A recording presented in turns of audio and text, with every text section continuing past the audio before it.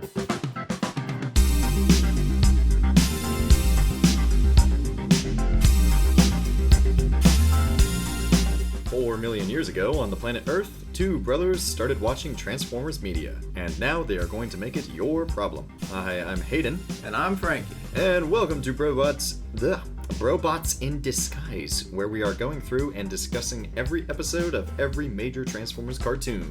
If we don't get tongue-tied along the way. Yes, it happens many times. Welcome back to Season 2 of BroBots in Disguise, where we are discussing Season 2 of the original Transformers animated series. No way! Released in 1985, and largely following the episode order for Season 2 on TF Wiki, with a few minor adjustments for continuity. In today's episodes, War wrecks paradise in the Golden Lagoon. Astro Train El Dorado's Titan in The God Gambit. Like the movie, you know. Just got that. Trax enjoys getting carjacked in Making Tracks. And the Insecticons eat and be eaten in Quest for Survival. Looks like we will be messing with the locals today. Hence our episode title. At the time of this recording, these Transformers episodes are available on the Hasbro Pulse YouTube channel, as well as on DVD and several other streaming services such as Tubi and Pluto. Not sponsored yet. Maybe someday. Oh, right. Well, I don't know. Super Bowl just had its ads, and Tubi's ad was particularly unsettling. Oh, yeah, with the cowboy. Fleshy cowboy hats. Not pleasant. Anyway. Maybe some aspects of these episodes will also not be pleasant. Who knows? And with that, let's get on to our first episode. So first up, the Golden Lagoon. During a battle, Beachcomber discovers an Electrum pool in a beautiful valley. When coating Transformers, it makes them invincible and gold. He keeps it a secret, but when Thrust finds it, the Decepticons quickly coat themselves and wreck the whole Autobot toy line. Beachcomber helps Perceptor and Seaspray escape imprisonment while the Autobots get golden too and fight the Decepticons. Though the coating fades and Decepticons retreat, the Valley and Electrum is destroyed in the fight. So, this is a kind of a neat little one-off episode. It's very self-contained. There's not a whole lot that spreads to this episode or from this episode. But I think one of the biggest pieces of consistency in this is the power dynamics that I didn't realize were going to become power dynamics between the Season 2 newbies. You have Blitzwing and Warpath. Yes. In Dinobot Islands, they just got into tank form the second they saw each other on the battlefield and just pulled up in front of each other and started blasting until one of them died. Right. And this continues in this episode. They're just on-site, instant mortal enemy. Yeah, and it's not even on-site, we gotta duke it out, it's just fight. Rival tanks. It's literally just tank mode, 1v1, yeah. Shoot until the other one is dead. Don't move, no tactics whatsoever. It's like we play tanks. Yes. Yeah, it kind of goes along with what I was saying last episode about the Transformers have a very kind of classical battle style where you got people who know each other on the opposite sides, just always have rivals and stuff, whether that's medieval, warfare or classical Greek mythology warfare. Right, where it's my mortal enemy. Hector. The Iliad. Yeah, thank you. Hector and Achilles. Right. Exactly. Except that instead of some kind of really cool climatic duel of some kind that usually Megatron and Optimus have, they just turn into a firing line. Yeah, they just keep shooting at each other until they get close enough. And it's not just limited to Warpath and Blitzwing. It's also just all of the Autobots and Decepticons. Oh, yeah. Everybody knows each other by name. It's pretty funny. Speaking of, I was wondering if the Decepticons put that rock there as a trap for Perceptor. Yeah.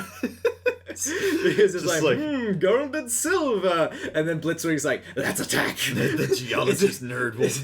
Is it just good timing that he happens to be there, or did they put that there as a trap? Yeah. But I think it's funny that gold and silver in the rock is a good foreshadowing of because silver and gold. Yeah, real world Electrum is actually a naturally occurring alloy of gold and silver. I actually did some research for this episode, and by research I mean I read the Wikipedia page on Electrum. But apparently real world Electrum is a natural occurring alloy of gold and silver that has been used since like ancient times, like 600 BC as coinage.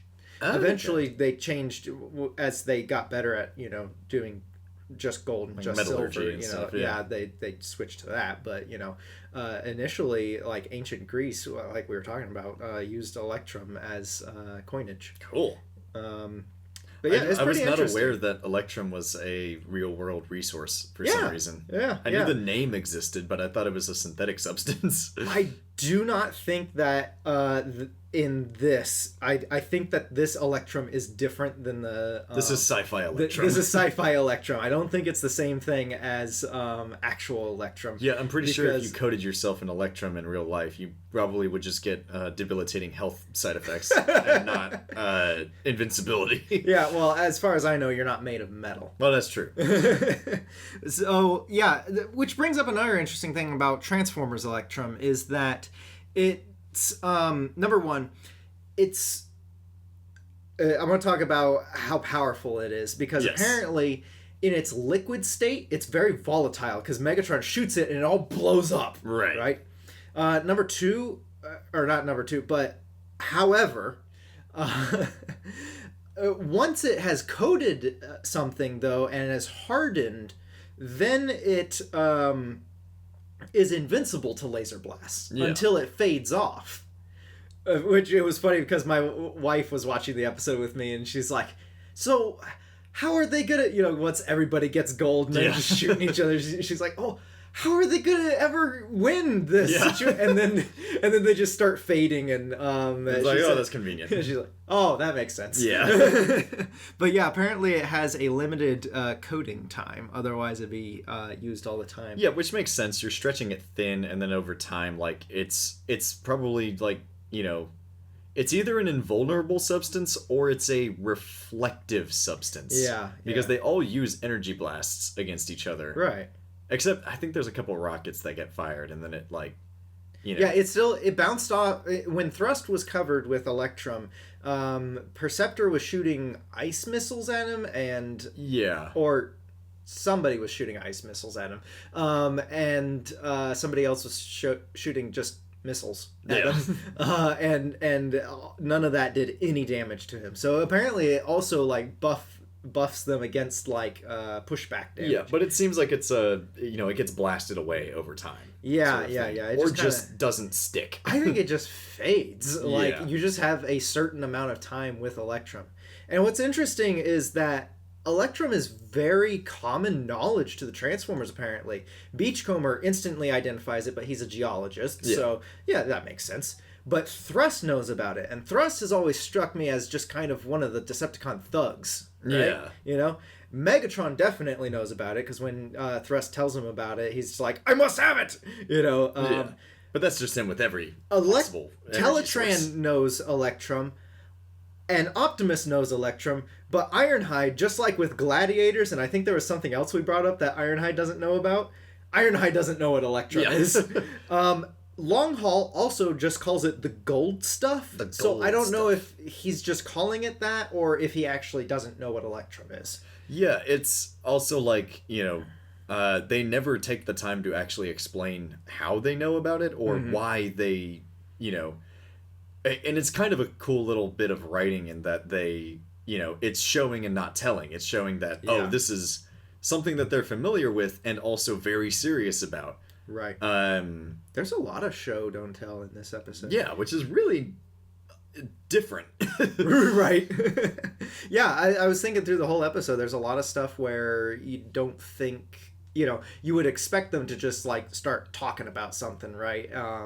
Explaining things. It's very interesting tracking who knows what throughout this episode. Yes. And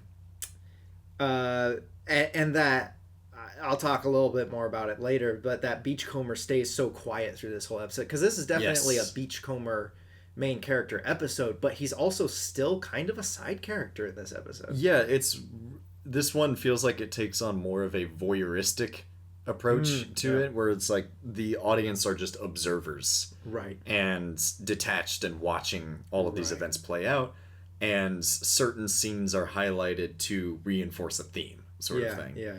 And it's not really connected to one person's like point of view. Right. Because it switches a lot, which is pretty neat. Yeah. One more thing I want to talk about Electrum before we move on to talking about the episode. I want to know if it's a naturally occurring substance like actual Electrum, or is it naturally occurring also on Cybertron? Is that how they knew about it, or some other planets that the Transformers have been to? Yeah. Is it natural to Earth? I suppose if it is, real world Electrum, I suppose depending on what exactly, I think somebody calls it a energy pulse blast or something, or plasma pulse blast or something like that. Yeah. When Starscream's bragging about like how many times he got shot and nothing hurt him. I suppose gold is shiny and silver is shiny. I suppose it could coat them against, laser blast. Like, maybe. If laser is like light and like if it works the way that we think it does. Yeah. But it could also just be an energon blast as well. Yeah. So I guess it could theoretically be real world Electrum, but like, I'm just going to say that this is Transformers Electrum. Yeah. So that makes me wonder, was it brought here, or is it naturally occurring on just any planet in Transformers? Because Thrust calls it a fountain of Electrum, though Beachcomber calls it a lagoon, though technically a lagoon is supposed to have like access to the coastline. Well, it's a MacGuffin place. Yeah. But I always thought of it as like a wellspring sort of thing. Yeah. So it is naturally occurring on Earth as well. Because it is liquid. It's not real world. I just assumed it was something like Beast Wars style energon deposits, where it's like a unnatural substance occurring naturally. Right. Like planted, seeded, sort of thing. Oh, one more interesting thing. The Greek word for Electrum is where we get the word electron. Oh, cool. Anyway. Also, I like what you pointed out, that it's always referred to as the golden age of Cybertron, and every time we see the golden age of Cybertron, it is literally gold. Yes.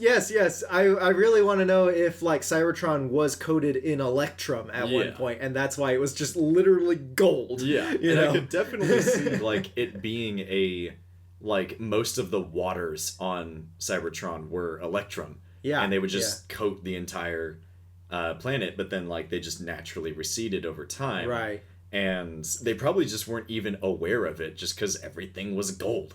Right. And then eventually it started turning gunmetal gray, and they're like, what's going on? Oh, there's color in the world. Yeah. But yeah, you're right. Because it does just fade here, so probably not being able to reapply the Electrum to Cybertron is why it changed from the Golden Age, where everything was gold, to being gray. Which begs the question, does the plasma energy chamber in the Rebirth generate Electrum? Because Cybertron goes back to being gold at the end of the G1 cartoon. A spoiler alert. I will have words to say about the Rebirth when we get to it. But that's not for now. We'll get to that later. Yeah. Our catchphrase for this podcast. Back to the Golden Lagoon. Speaking of... Yes, before... just the effect of the Electrum is very funny, because it just paints over all of the Autobots and Decepticons. It just makes them solid gold. It's like, granted, there's a lot of shots where it's like it's really well shaded. It's very good, like chrome sort of look. That's like, some of those shots of the Decepticons look pretty good. Right. But it has the unfortunate side effect of everyone is gold. So even the clone Transformers who have the same body type. Right. You have no idea who it is until they start speaking. Right. Is that Starscream or Thundercracker or Skywarp? Oh, it's him. Okay. Which would be funny if they played into it. And we're like, wait, which one are you? So the Golden Lagoon is like off of some coastline, which at first I thought that maybe it's the Pacific coast, but there's like tropical birds in the valley, so maybe they're somewhere in the southern coastline or something. Yeah. Where do you think it's at? I was just assuming an island somewhere. Right. Well, see, the Decepticons, yeah, I guess it could be an island, but Warpath blows a tunnel through the cliffs, which instead of depositing them in the Golden Lagoon Valley, which it's not a lagoon because it doesn't have access to the ocean, but it's a body of water. Yeah, it's gold. It doesn't matter. He tunnels through the cliff and goes to Omega Supreme instead. So if he was like just a little ways over, he could have used the tunnel that Beachcomber had gone through. And also just, Beachcomber just wanders off in the middle of the battle. It's so funny. He's like, I'm done with this. But we learned something interesting here is that he tries to learn the bird's language. And is seemingly successful? And yeah, I guess he's successful. So they must have like a universal translator thing, which explains how they instantly know English once they start talking to the humans. I was curious if this was... And then also, that will come up when we start talking about the next episode. Yeah, but I was curious if that was just something exclusive to Beachcomber himself. In that, like, they all have a universal translator, but Beachcomber's is, like, wider range to where he can... Talk to more things than sentient life. Hey, did you see the newest Beachcomber toy has a little paradise bird that comes with it? Yeah, that's great. Yeah, it fits on his shoulder in a little 5mm port. Yeah, Beachcomber as a whole is just a very groovy character because he's supposed to be like kind of hippie-ish. Yeah, but his voice is like very soothing. He's like, ooh, wow, and. Yes, in this episode, he is, in fact, a certified Disney princess. Exactly. Yep. Yeah, except his animals all get blown up. Yes.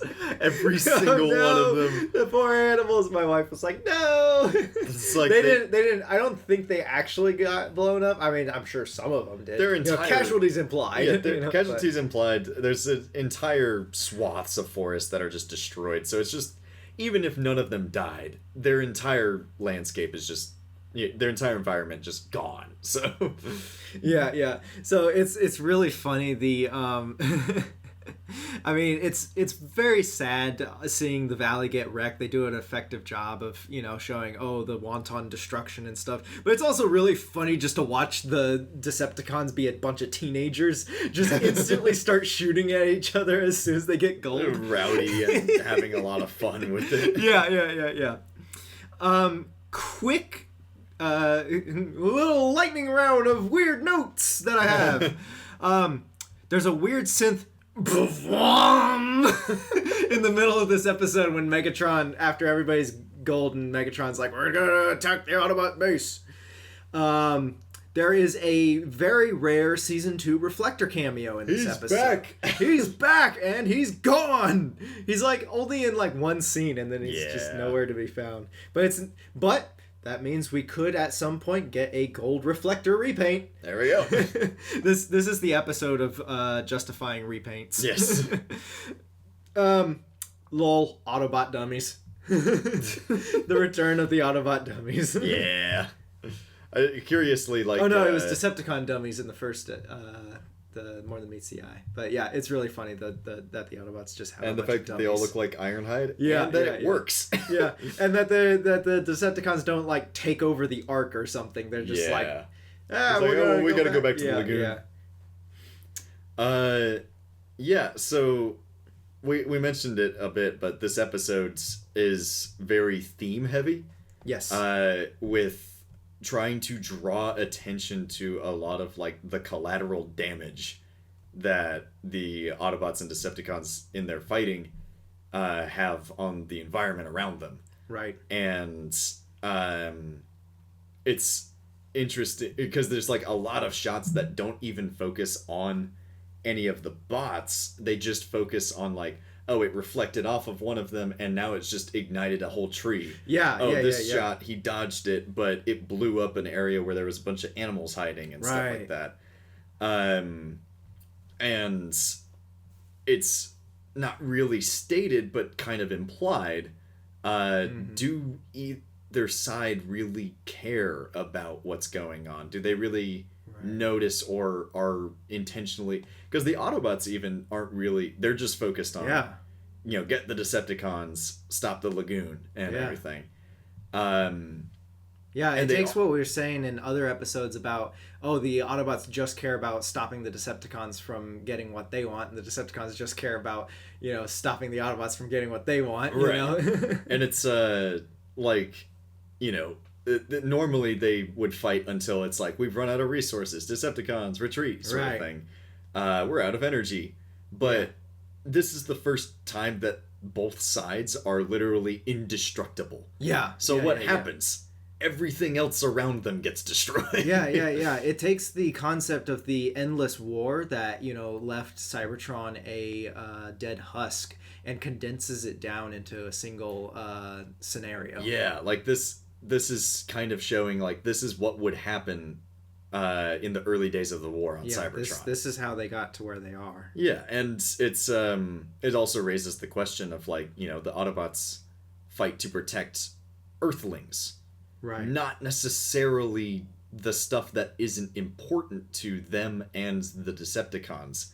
Right. The Autobots care... the Decepticons care about energy resources. Mm-hmm. The Autobots care about protecting humans, sapient life, and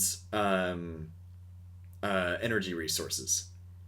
But do they really appreciate the beauty of Earth? Right. There's a lot of times where they pay lip service to it. Right. But it's not really shown through the priorities, at least in this episode. Yeah. And Beachcomber as a character is kind of supposed to highlight that. Yeah. Where he's the only one who takes the time to actually, you know, learn the language of the birds, as odd as that is. Right. And then also that he's like reluctant to engage with his fellow Autobots because it's like, well, what's gonna happen when we all get to this golden resource and stuff? He doesn't even seem to really care about being gold. Right. He has the golden hand, very cool Midas touch reference. Right. Yeah, and it's very easy to draw a parallel between the Golden Lagoon and greed. Yes, you know? It's the greed for, you know, power and getting one up on the enemy. Right. Or even just taking from the environment because you can become wealthy off of it, you know. Yes. There's a parallel there too, you know, like Beachcomber just wants to enjoy the beauty of the valley, and then all the Autobots and Decepticons can think is, oh, we can get powerful off it, you know, because, you know, for a human it'd be, oh, we can get rich off of this. For the Autobots and Decepticons, it's, oh, we can get invincible, we can get powerful off of this. Right. And I think this is what most people remember this episode for. Right. Is the scene with, you know, the battle's won, the Autobots, you know, chase off the Decepticons, and Beachcomber is just sitting alone and looking out over the destroyed environment, and he gives a very melancholic, "We won." Cuts me every time. Yeah, it's really good because it hammers home that theme. Right. It beats you over the head with it. Right. Yeah. Well, actually, not really. It doesn't say like, you know, we won. But I just wonder, what did we lose? Yeah. This whole place got destroyed. It's just that would we won. Yeah. And that's it. Yeah. Less is more. Yeah. You know, that's definitely a less is more moment. And it's a surprisingly subtle moment from an episode that really, when you boil it down to it, is just a lot of scenes of fights. Right. There's so many interesting fights in this, you know, just throwing tons of characters at each other, just really ramping up the warmongering of the Transformers. Yeah. You know, the greed and the warmongering of the Transformers is on full display here, and it's very interesting that there's no humans in this episode, so Beachcomber takes on that sort of halfway character. Yes. You know, he's the one that's engaging with the environment. He's the one that's engaging with this planet as, you know, a beautiful place, as taking on those human characteristics, whereas all the others are just blinded by greed. So it's very interesting that he says so little through this episode. He's just watching what's happening. Yeah. He's very introspective, but we never hear his thoughts, and we never he never like talks to people. You know, even Warpath, I think, comments, "Oh, he's a thinker, not a fighter." Right. But and then I think his smokescreen says, "I wish that we knew what he was thinking about." Right. You know, and you can tell by his body language and by, you know, the way the camera move, you know, what the camera dwells on and stuff, what he's thinking about. Right. But it lets you think that through yourself. Yeah. You know, because if you have to think about what's he thinking about, then you're going to come to the conclusions that he wants you to come to, rather than just him telling you, "Hey, don't be mean to animals, you know, watch it." But it's very interesting that Prime doesn't even notice that the environment's being destroyed and the animals are in danger, you know. Yeah. It's literally a gold rush. And could Beachcomber have saved the valley if he reported it, or would it have been the same? Because I think that he's afraid that if he reports it to the Autobots, that he will... it will cause the Autobots to, you know, charge in and fight for it and destroy the valley more. Yeah. And that when that he doesn't want that, and he'd rather let the Decepticons have, because he already knows that the Decepticons know about it. So he, I think at the beginning, because he says, Perceptor, and he's like, "Oh, never mind." You know, I think that's the moment that he decides, I don't want to tell the Autobots about it, because if the Autobots try to use it, then the Decepticons are going to try to use it, and it's all just going to be a big fight over it. He's conscious of the power struggle. Once the Decepticons find it, he's like, oh, I shouldn't, you know, maybe it's just thrust. Maybe just he knows about it. I'll still keep quiet so that we don't, you know, if we can defeat him, then we don't need to worry about, you know, getting everybody else involved.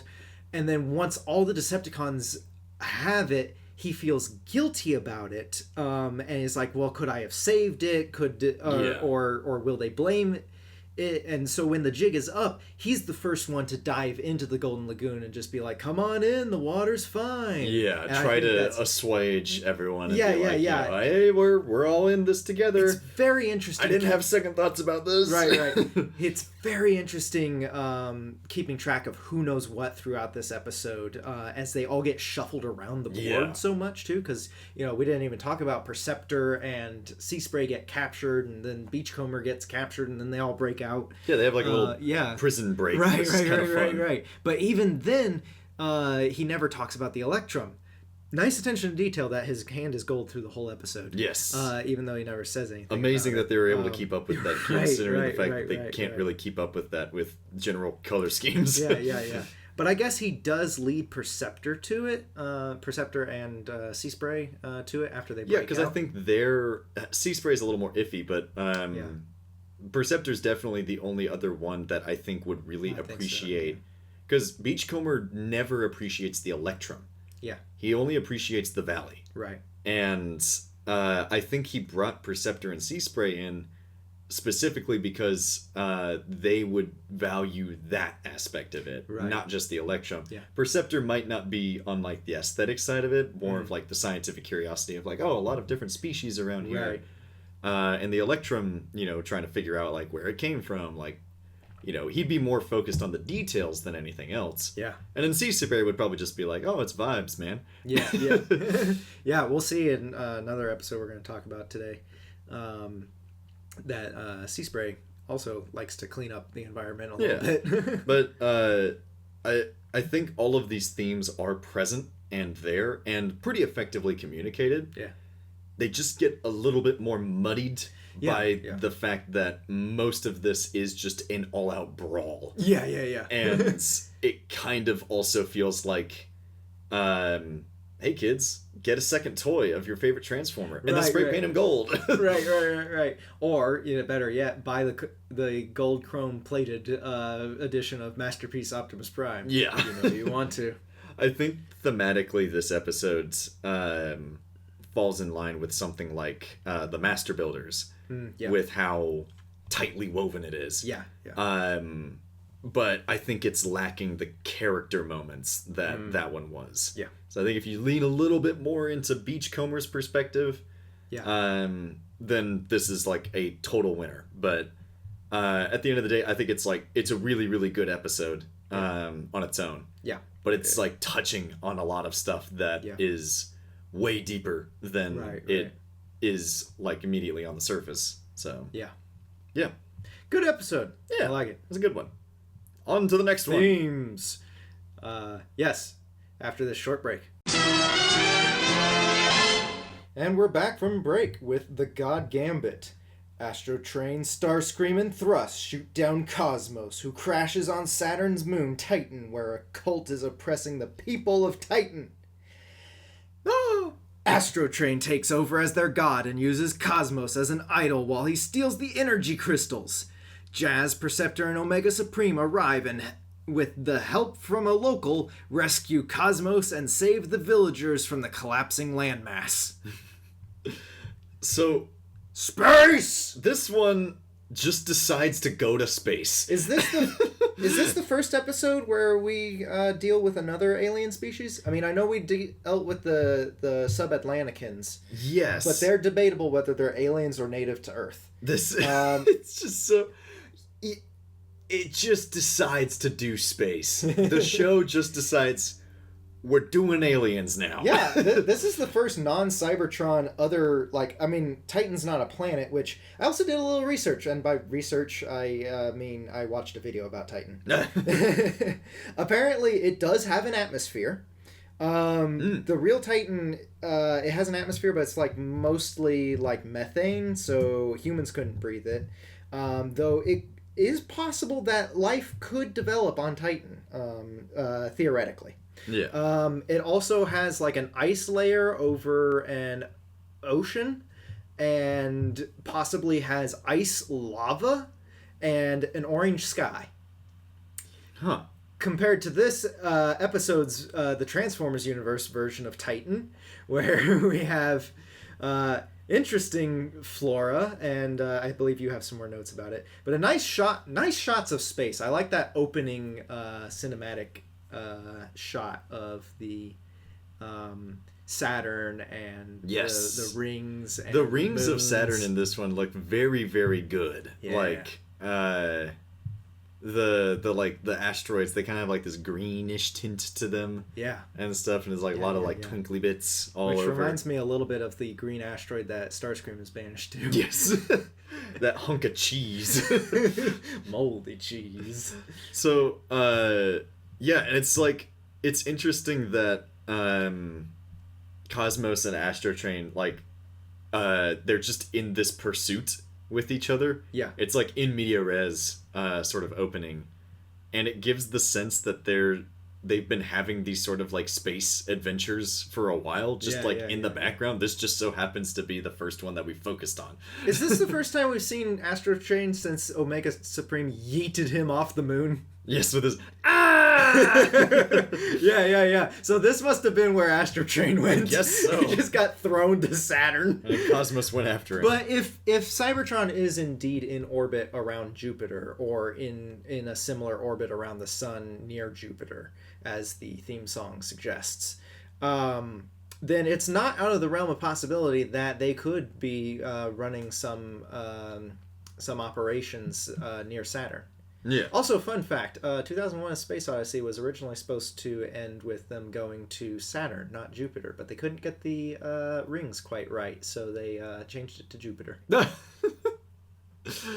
That's a pretty valid reason, Yeah. honestly. But in the sequels to 2001: A Space Odyssey, life develops on one of Jupiter's moons. So it'd be funny if the life that was developing was actually on Saturn's moon, and it was these people that are on this Titan planet. Speaking of the Titans, Yes. which Go is ahead, funny finish your because first the note. Titans retroactively got used to describe a class of Transformers. Oh yeah, you're right. I knew that sounded familiar. For our first number one, this whole episode feels like a vastly displaced season 3 episode. Yeah. Like it just got transported from season 3. Right. I mean, they do start going to other planets in season 2. They do. There's the one episode with Sea Spray. And then there's another Child's episode Play and with Child's Gambler. Yeah, Gambler. They do go to other planets in season 2. Actually, we'll talk about another one in this batch of episodes where they go to a different planet or moon or something. Thing. but yeah. For our first alien species scene in the show, Right. it's cool that they're actually kind of distinct. Like, more often than not, they just kind of, in Transformers, most alien species wind up in the very, like, He-Man aesthetic. Yeah. Like, nothing's really different about them except this one's blue. Yeah. But these ones have, like, antenna and, like, little fuzz patches all over them that it's like, okay, I'll give them credit. They're a little distinct character-wise. And also their whole, like, civilization's aesthetic is very Aztec. Well, I was thinking that makes it more like a Star Trek species where it's just a human with a weird thing on him. Yeah, that's true. You know? At least it's visually distinct. Yeah, I will give it that. Yeah. You could make a distinct toy out of this. But also I suppose. Titan itself, like the environment of Titan. Yeah, that's pretty neat. Like the plants are very like bright colors with very dark vegetation kind of highlighting the background and stuff, and it's like, that's neat. That's it's like okay, we're doing something distinct here. Yeah. It's funny you mentioned that that it feels like season 3 because I believe the episode with Chaos has a very similar opening where somebody's flying through an asteroid field blowing Yes, it stuff does. up. Yeah. But speaking of Star Trek, Oh yes. this episode falls into that like classic pulp sci-fi goofiness, you know? Yeah. With like it is very reminiscent of a lot of classic sci-fi pulp. However, I think that this time it works to its detriment. May I now present to you the cringiest line in Transformers Generation 1 so far. I believe in reason and common sense! While it is an interesting plot, having an upper class using religion to control people, this episode lacks the nuance that something like Dune has on the subject. Or Dunk if you're using the new font. Yes. It also falls into the same old trap a lot of old sci-fi falls into of automatically equating atheism with scientific superiority and then equating that with good guyism and acting like all religious practice is bad. Which is false on both accounts and doubly true in this Transformers universe where the existence of at least one sky god is proven via the wizard in a Decepticon raider in King Arthur's court. That's a bit of an acronym. Yeah. A Drikak. Adrikak. It's an old trope, and in my opinion, also has roots in imperialistic Enlightenment thinking that permeates old pulp sci-fi. Yeah, that was just like in general the sentiment behind a lot of like sci-fi writers and stuff. Here comes the Americans with their technological superiority to prove that there's no god to these poor alien saps, you know, that don't know what a radio is, and you know that this one isn't. They're primitive, so they must be dumb and believe in God. It's an old bad trope that has always irked me.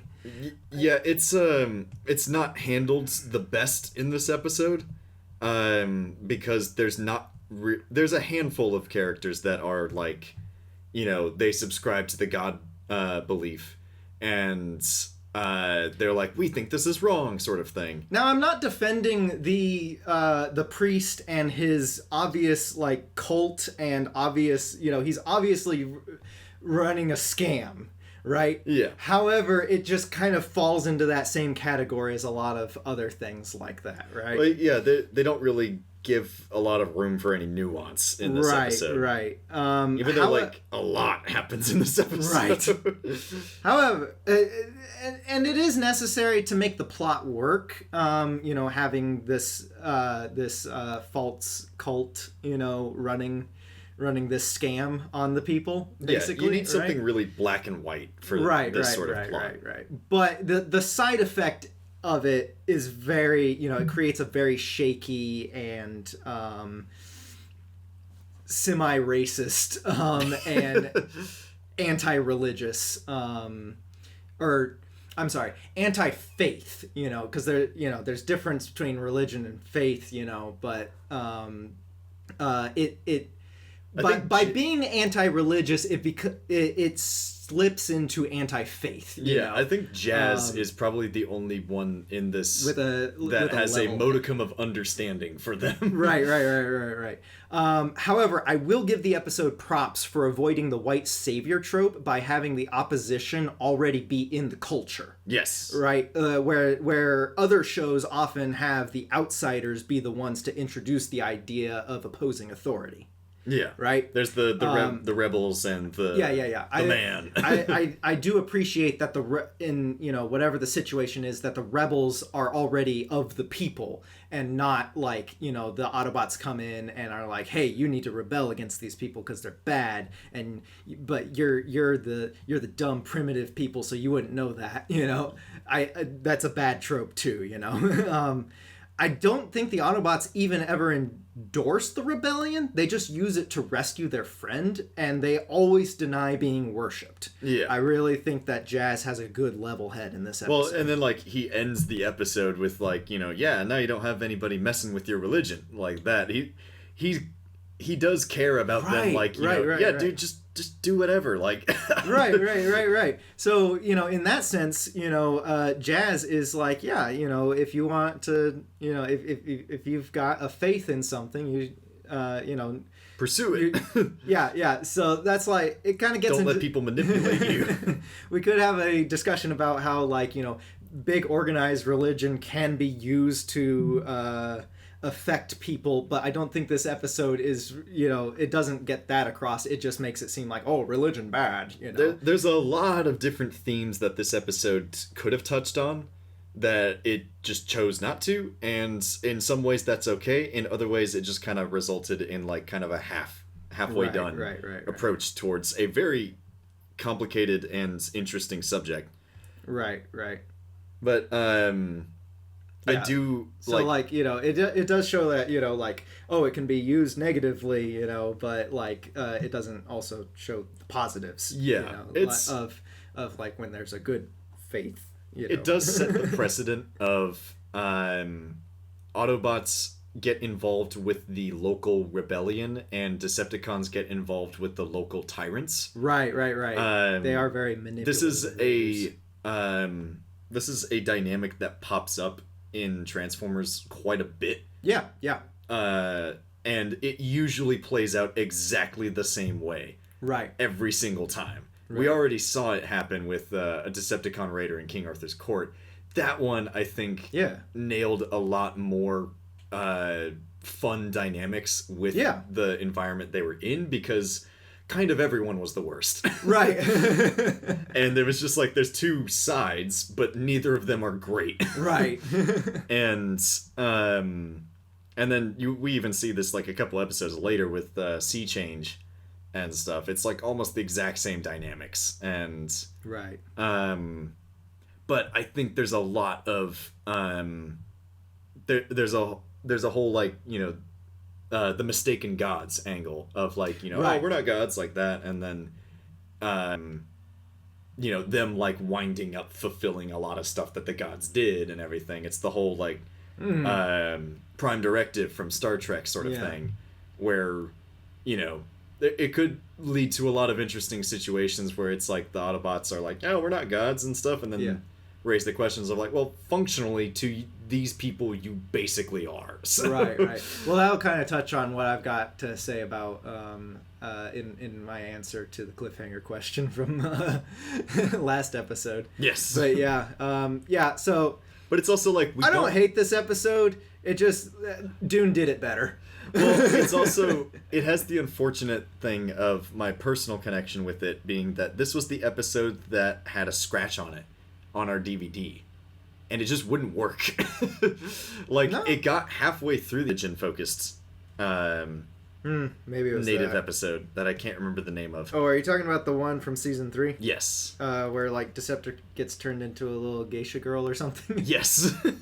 It's like The Mask or something like that. Yeah. The Mask of the Ninjika? Ninjika or something. Yeah.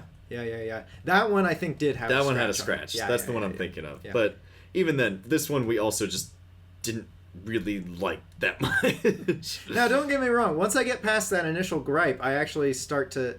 Well, okay. Everybody's really dour in this episode. Yes. Everybody's really like serious and grim for the first half of the episode.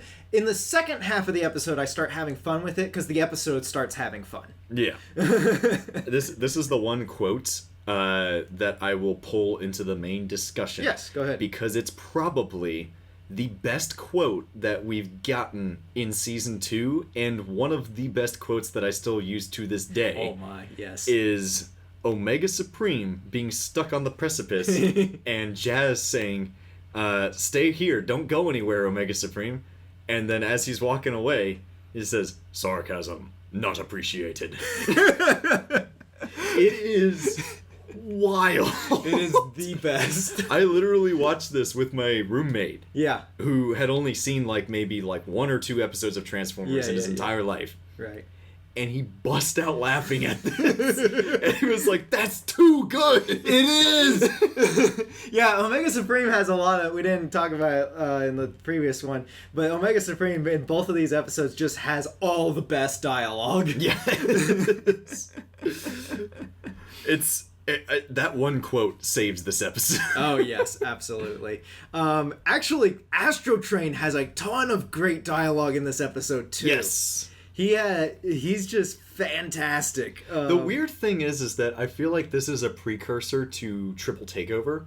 In a way. Yeah, because it establishes that one, given the opportunity to step into the Megatron role, Astro Train is more than willing to. Yeah. The biggest difference between him and Starscream is that he can actually do it.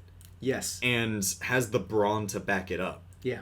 To the point where it's really interesting. There's a line where Starscream and I think it's Thrust, one of the other Decepticons is like, should we be going along with this and stuff and risk being vaporized by Astro Train?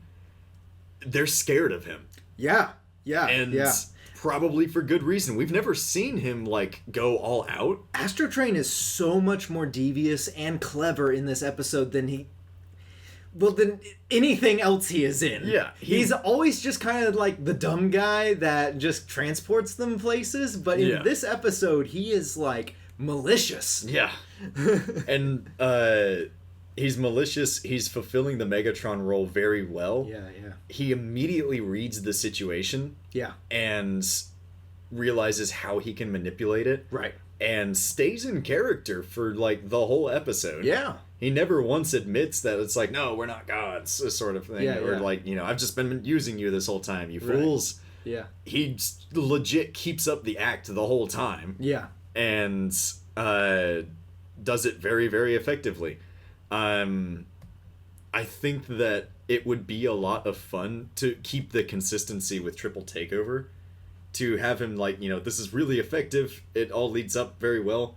But his fatal flaw is that he doesn't have follow through. Yeah. With Triple Takeover, he has a plan and it works pretty well. Yeah. It's just that he gets in his own way and it's just no, it's not working. Right, exactly. He's a control freak. He's no, you guys, you got to do. Right.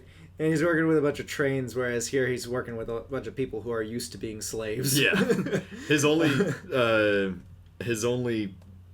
benefit in this episode is that he has a willing audience. Right. By the way, is this the first episode that has no Megatron in it at all? Possibly. I think there's been a few where he only shows up like at the very end or something. Yeah. But this one, he's like not in it at all. Yeah. It's cool. It's a bottle episode. Yeah. Optimus is in it briefly, but Red Alert is so cautious in this episode, and he's only there to be cautious and not let Optimus go. Yeah, he's like, shh. Yeah. I'm listening. Yeah.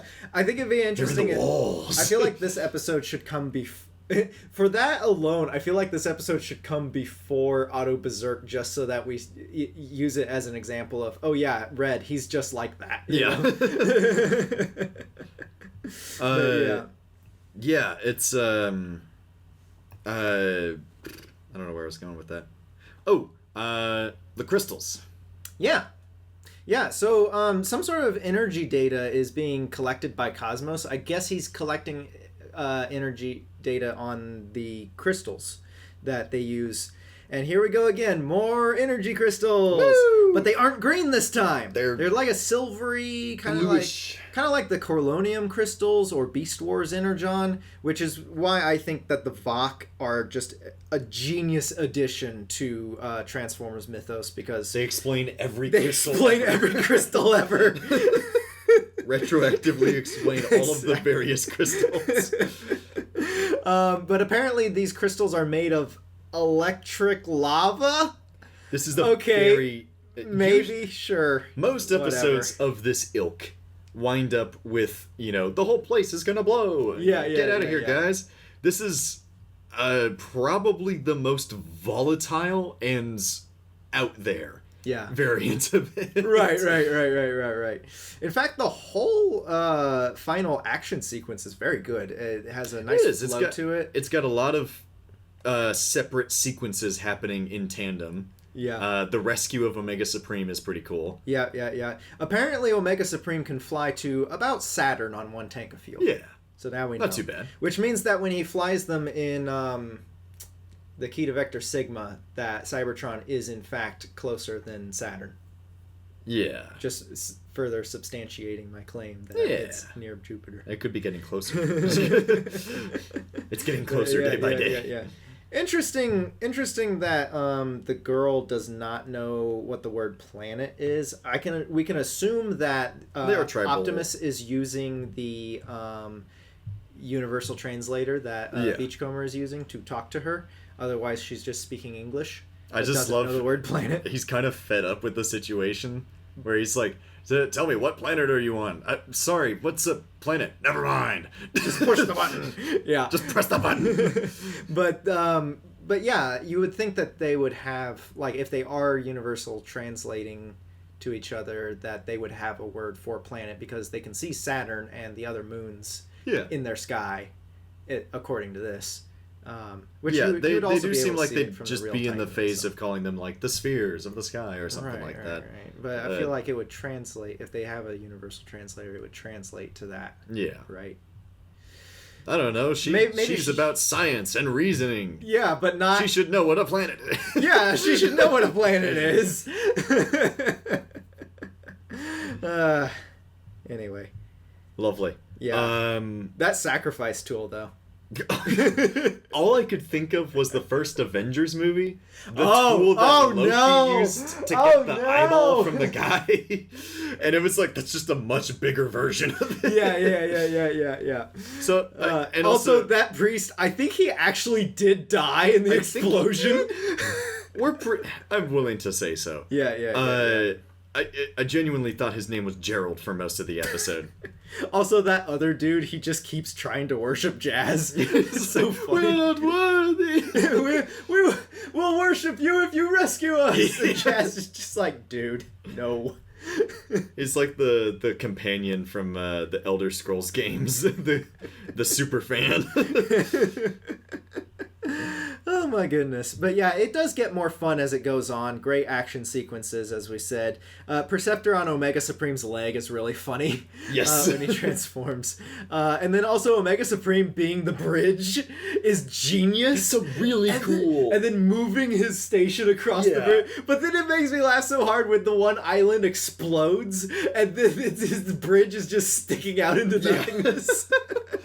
Now, granted, like, it makes a lot of sense because now it's like, okay, he's not as stationary as you'd think he'd be. Yeah. And also, it can explain, like, how his parts get to him when he flies from point A to point B. Because, like, you know, part of him is the landing platform. Right. The other part is the rocket. If the rocket and the platform, if the platform's at point A, Yeah. and the rocket shoots up from point A, Yeah. and lands at point B, Yeah. and then Omega Supreme transforms, Yeah. how does the stuff from point A get to point B? Well, as we saw in Blaster Blues, in a big cloud of dust. That's true. That's true. I like to think that they just fly. There's Like one they pick episode... up and fly, tumble through the air like Optimus's legs in City of I think Steel. he just has a spare body inside his rocket at all Probably. times. There's one episode where the landing pad goes with him. Yeah. I don't remember what episode. I think that's Secret of Omega Supreme. That's a rough Again, episode. it would make so much more sense if the rest of his body was like the fuel and stuff, like the fuel to the rocket, like, you know, the way fuel that tanks, you mean? yeah, the fuel tanks Yeah. and stuff. But then again, you have like, well, if the fuel tanks get jettisoned, how do they get back to him? Well, here's another thing. He's also from a different toy line. He is. He's also he also runs on the same rules as Optimus's trailer. so- Right. But yeah, past that initial gripe, I end up enjoying this episode. It's You know, towards the end, you kind of settle into it. It Yeah. ends very abruptly. It does. Yeah. They don't get off worlds at the end, and Yeah. it's just sort of like, yeah, maybe don't get people to mess with your religion. Anyway, episode's over now. Yeah.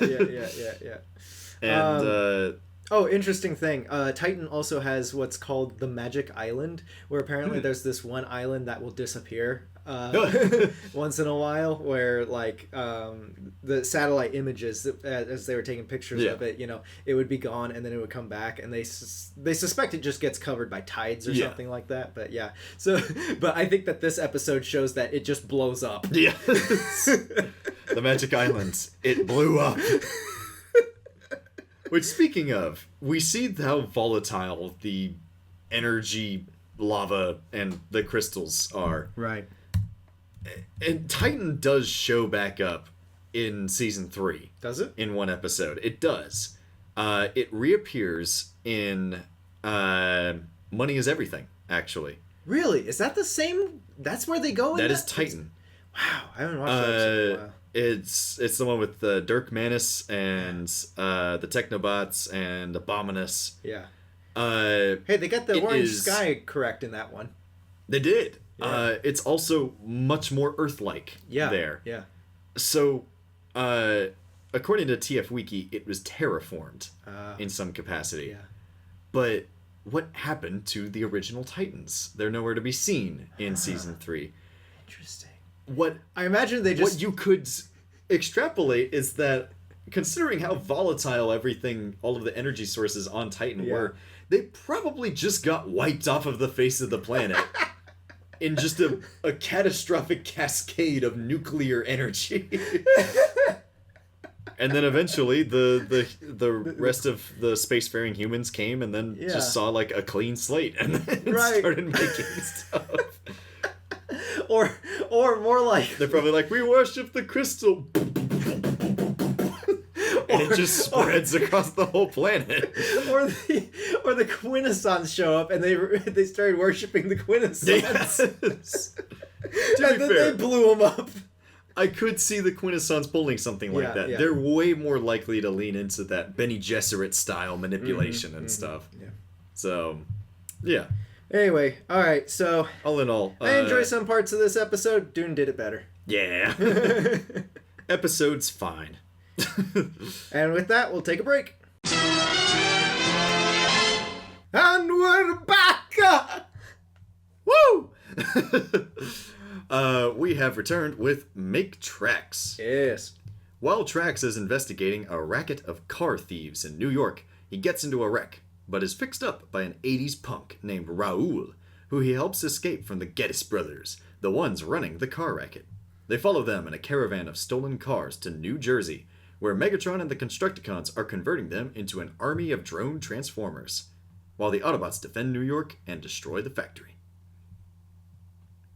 So, starting off with this one, I love this episode. It's 80s everything. It's the city at night. It's the undercover cop, whole shtick. It's the car with the punk and their, street level interaction. And it's, I need more of this. I need this injected into my veins. I don't know what it is about this episode. It's like Trax and Raul's charisma together, and it's just I need a whole show about Trax, Blaster, and their street level punk friends in the street doing street level things in the street level 80s night New York City. Well, I got good news for you. There's a part 2 to this episode. Yes. I imagine this Yes. I imagine it's like there's the New York trilogy. This is part 2. Part 1 was City of Steel. Yeah.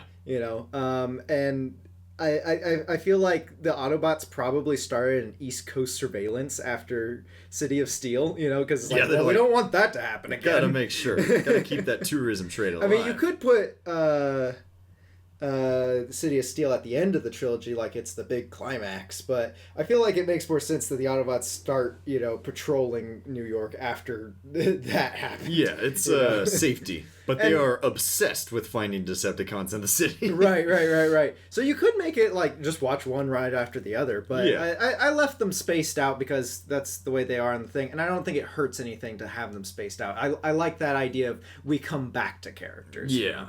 But this spark plugs... I need Prowl and a human police officer. Oh, yeah.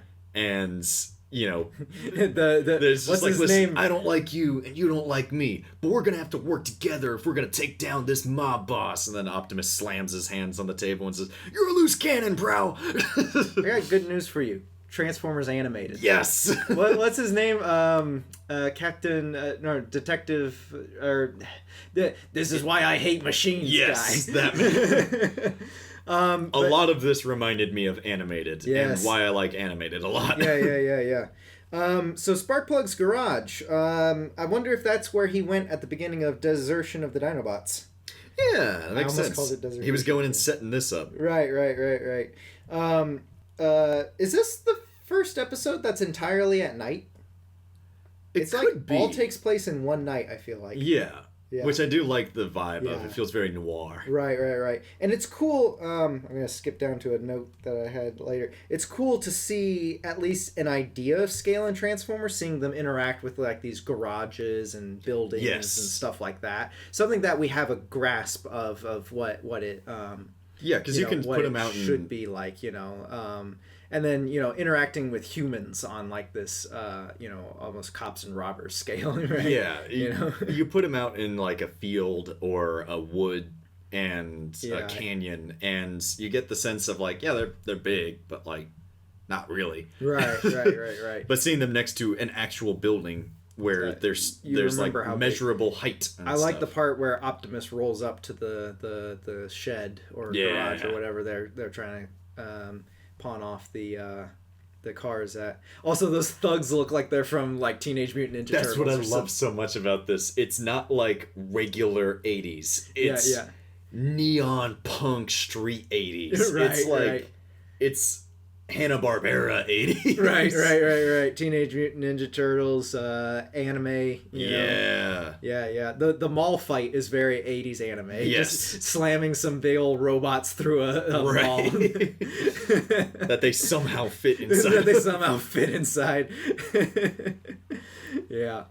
But biggest highlight of this episode is Rao.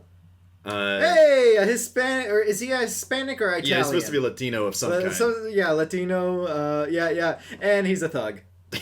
Nah, he's cool, man. He's cool. I like Any representation is good representation. Is it? I don't know. No. But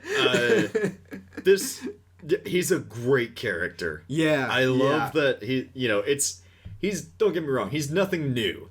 He's, thief with a heart of gold sort of thing. Right. But it works so well with the concept of the carjacking. He's a carjacker. Yeah. And then he's like, look, man, I just want to, get the heat off of me. No hard feelings and stuff. And it's so... And then Trax being such a snob.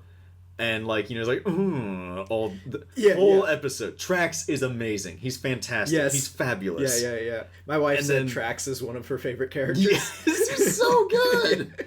He's also pretty unique. He's got, the fully red face. And, he's a Corvette. Oh, yeah. Dude. Oh, yeah. Your favorite car growing up was Corvettes. I love Corvettes. And then he can fly. And he can fly. He's a flying car. And actually, we get to see that the other Autobots actually do respect him because, Huffer's like, man, I wish we could all fly like Trax. Yeah. He's cool. He wouldn't get stuck in... in traffic. He's cool. But the biggest flaw is that he knows it. Yeah. And I just love his vanity and stuff. He's like, my hood, my beautiful hood. yeah. Interesting that, it's funny. He's like, Optimus is like, well, don't get in trouble, Trax. And Trax just immediately gets in trouble. But I love that he is actually kind of unintentionally maintaining his robots in disguise thing. Right. And it also, this is what I love, and something that I love to see is car culture being a part of Transformers and their interactions with humans, is that carjacking and yeah. Also he's like, dude, this is a sweet ride, man, that. Yeah. And it just works. And then it does. They both individually, you could watch a show about Raoul and a show about Trax. Yeah. But them together in tandem oozes charisma. Yeah. They have a fantastic, just absolutely snarky friendship. Yeah. And it's also neither of them are dumb either. Right. They're both very smart. Very competent. Yeah, very competent through this whole episode. And the absolute guts of steel on Raoul, where he just goes up to Megatron and is like, hey man, what are you doing to my car? Yeah. I got a bomb on that thing. Raoul the domestic terrorist. Yeah. And then he just spray paints his guts. Apparently spray paint kills Megatron. I love it. I love it. It has functionally the same effect as the micro inhibitor shells. Yeah. The only thing I don't get is how does Raoul know how to fix Cybertronian technology? Well, that's... I guess that, does he know about Transformers? Because he's very surprised that the car is talking. He's mostly just a talking car, that's weird. Yeah. And then he doesn't ask, hey, are you one of those Transformers? He's just like, oh, a talking car. Yeah. What is all this stuff? And then eventually he just rolls with the punches too. Right. He's just like, hey man. Yeah. It's somehow this is not the weirdest thing I've done tonight. Yes.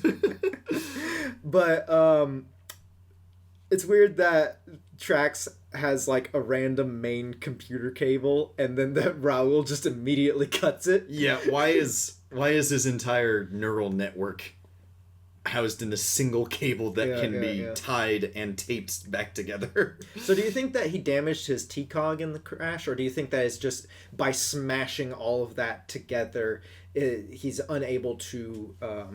I think it's the structure thing, is that he has to stuck. get his frame beaten out so that he can actually physically transform. Right, the things that need to shift couldn't shift because they're stuck. Because we've seen Transformers get banged up before and still be able to transform. Yeah, I think it's because T-Cogs haven't been introduced at this point. Transformation cogs, if we haven't mentioned it before. Yeah, that I think that's first introduced in for certain as a physical item in Five Faces of Darkness.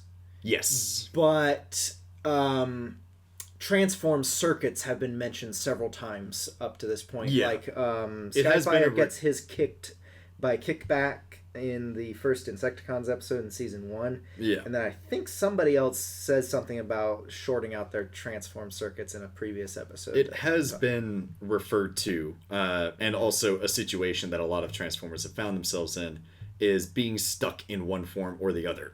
Yeah. So, this is not the first time that Trax has been carjacked. The PSAs. Well, technically the PSAs were never released, so... True. Depending on where you put them chronologically, I think that Trax got addicted to the thrill of being jacked, and then so that's why he's all in on this sting operation. Yeah. Well, it also seems almost unfair that the Autobots are doing the sting operation. Yes. Like, come on, y'all. That's too much of an advantage. But something about this also makes me think that, okay, this is too specific to not be, something about the carjacking situation made me think, okay, I was like, oh, that's funny. Did they not watch the, Trax PSA against carjacking and stealing?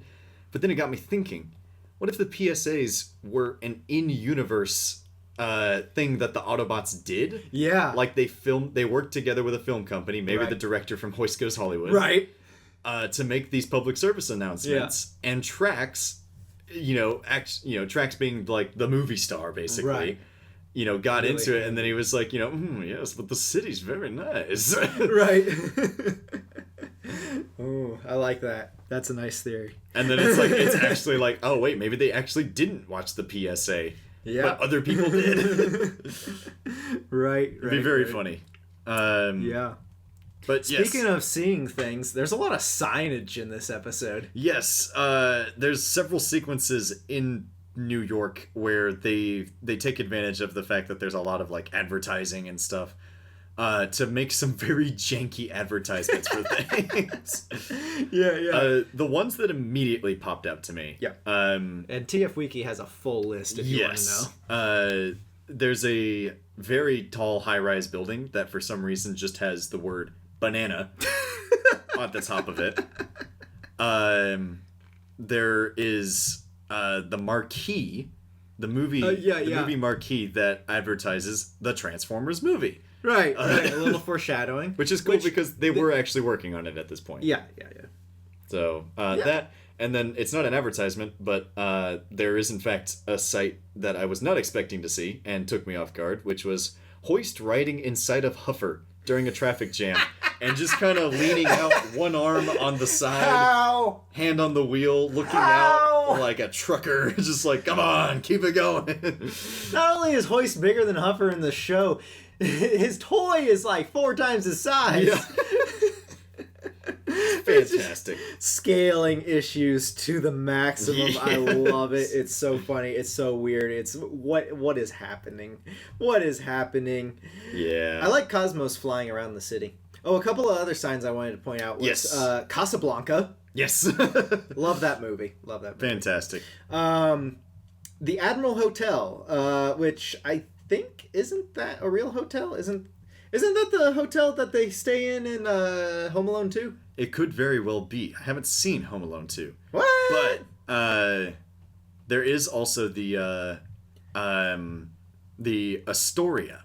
The Astoria, sign, yes, there's a sign for Astoria, which there is also the famous Waldorf Astoria Hotel. Yeah, but also Astoria is the name of the girl who loved Powerglide. I think so. From the episode, the girl who loved Powerglide. Right. Which she is from a famous rich family. Yeah. So I don't know, like it's probably the same. Right, so is Waldorf Astoria Hotel Company in Transformers, or is this named after the character? I do. Maybe also it's her love, building because she's at the top of a tall building at the beginning of that episode. Yes, she is. That could actually be her building. Also, another little fun trivia thing is that this is the first time that there's a gun that makes a gun sound. Really? Like a regular bullet sound. Yeah, just pew, pew. It's the car thieves outside of the garage when they shoot at Optimus. Yeah. And it just reflects off of him. It Right. actually makes a... Oh yeah, you're right. It does. They didn't have that in any like Western or anything like that. No. Okay. I guess not. I feel like I thought there was like a. Yes, there was actually the Cowboys in... no, theirs were actually like pew, pew. Yeah, they did make a laser. Yeah. Yeah, that's weird. So the car converter. I think it's interesting that the building that they take the stolen cars to looks like the building with the two balls on the sides on Cybertron, which makes me wonder what that building was for. It's for car converting. Yeah, maybe. No, more accurately, that was Scrapper's side hustle of being a car guillotine executioner. Well, Trax calls it broadsword. auto sushi. It's nothing could have prepared me for the sight of Scrapper. It's you have to think about this. Okay, yeah, because you expect the conveyor belt to go in and then like some machine to start taking the car apart and, you know, changing it, converting it into the thing, right? But no, it's just Scrapper with a sword hitting these cars. As It's they go literally in. like, okay, how do we scrap cars? Let's have the engineering genius Scrapper, specifically Scrapper, the guy who probably built the building, Yeah. just stand next to the conveyor with a broadsword, a transformer-sized medieval broadsword, and just whack the car. Yeah. Not a hammer, not anything that you think would work for like a car crusher or anything. A sword. And it's A not like literal it's sword. slicing the car in half. It's It's not. smashing it like it was a hammer. It's a so blunt sword. good. It's so funny. Yeah, it makes me wonder what the rest of the building's like. Are they just doing the whole thing by hand? Yes. It's just a conveyor belt that goes in and they're just doing it by hand. But Is their long haul just like cranking the conveyor belt? yeah. Because he never gets to do anything. He just hauls stuff. Maybe he's just like driving on the end of the conveyor belt to make it move. Scavengers just on a hamster wheel powering the whole thing. Also, it's probably an error, but Hook says reconvert this batch of cars, which makes me go, were these cars previously Transformers that got converted Civilian into Transformers, no! into regular cars, and now he has to reconvert them back into Transformers? Huh? No, I don't think that's the case. I think it's just an error. That would be a pretty neat concept of having a bunch of, like, the Lost Generation. Just a bunch of Transformers who came to Earth and then became just cars. Like that was it. They went feral. They went feral. Yeah. It's like in Narnia where the talking animals can go back to being they can go normal back to being animals. normal animals if they forget how to speak. Yeah. Yeah. Yeah. It's like the civilian Transformers in Cybertron, right? Yes. Yeah. Interesting. But I don't think that's the case here because Ratchet talks about them not having brains. Yeah, they're literally just drones. They're just drones. Yeah. Which is cool. It's funny because I do like that plot. This is a very good plan from Megatron. The whole Earth is car centric, so why not take that to your advantage? And it's also very funny because this is the plot to one of the Fast and Furious movies. I can't remember which one, but it's literally they plant devices on cars that allows them to remote control them, and they drive around like a swarm and just tear stuff up. Oh, so like Day of the Machines also. Pretty much, yeah. But yeah, I like these guys because they actually transform. It's weird that all the drones look the same in robot mode, but even though they have different car modes. I would get that they all have the same like root mode, but I would think that the kibble would be the car mode kibble would look different. It's kind of weird. It definitely looks very budget. The reason why they're all the same, but I'm surprised their design hasn't been used as drones in Transformer games. Yeah, they seem like a very good Devastation or drone something like that, design. But yeah, so what was the plan though? Just to overwhelm them with expendables? I guess just pure numbers eventually.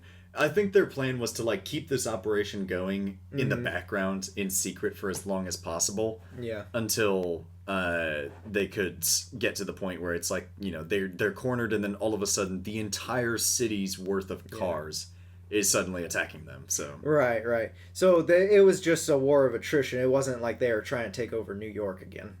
probably not. I think they were just amassing an army, and Yeah. they just got caught too soon. Yeah, So, yeah, they got rushed. yeah. But I do love that Megatron is just double crossing the The mob. the mob, because of course he is. It's we didn't really talk about it too much, but it's just the mob working with the Decepticons. Yeah. It's funny. Hey, mob working with Decepticons. No notes, perfection. Yes. Need more of it. Yep. Yeah. All in all, Meg Tracks, fantastic episode. I love everything about it. Even the whack, nonsensical parts of it. Yeah, there's some weird errors in this episode. Yeah, the whole mall fight is a scale nightmare and just kind of goofy. Yeah. But you know, I love this episode so much, and I need more of Tracks and more of Rawl. Well, Just in general. in just 2 more episodes, you'll get to see them again. Hey. Not 2 more Transformer episodes, 2 more episodes of our podcast. Yes. They'll be back. They'll be back.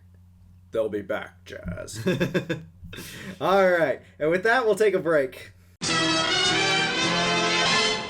And we're back with the quest for survival while collecting robotic insecticide. I'm sorry, it's just funny. From Floron 3, to deal with another plague of Insecticon clones, Cosmos, Bumblebee, and Spike accidentally bring Morphobot spores to Earth. The spores quickly grow into giant metallic plants and trap Cosmos. The Autobots attempt to rescue him, but Megatron destroys the insecticide. But the Morphobots end up eating the Insecticon's clone army. Oh man. Favorite country bumpkins are back. Yeah. They're back. They got a new clone army. They're attacking Bali again, maybe? Yes. And also the American Midwest, I think. But it's interesting Farms. yeah, it's interesting that the Decepticons and Insecticons are working together again. I mean, sort of tenuously after last time. In, Yeah, and they have like an established Syndrome, right? operation going. Yeah. They got a whole thing. You know, of course, Megatron's punking them again. You know, I have always he's just ripping them off. I holes. love the dynamic between the Decepticons and Insecticons Yeah. that they've kind of settled into lately, Yeah. where it's just like they are both actively looking to screw each other over at any moment. Yeah. And they're basically mercenaries. Right. Even when later on in the episode, the Insecticon or Megatron's like, he tells Thrust to tell the Insecticons, "Don't come over here. It's dangerous." And they're like, I don't know. I don't trust him. When does he care about how we feel? You know. Yep. But probably the most standout and as much of a neural bomb that it could possibly be to your senses is seeing the robotic insecticide. Yeah. They go to a different planet to collect it, and it's not like they're collecting a chemical that they're going to refine and use as a thing. No, it's just a giant spray can. It's prepackaged. It's prepackaged. Did they go to a market or something?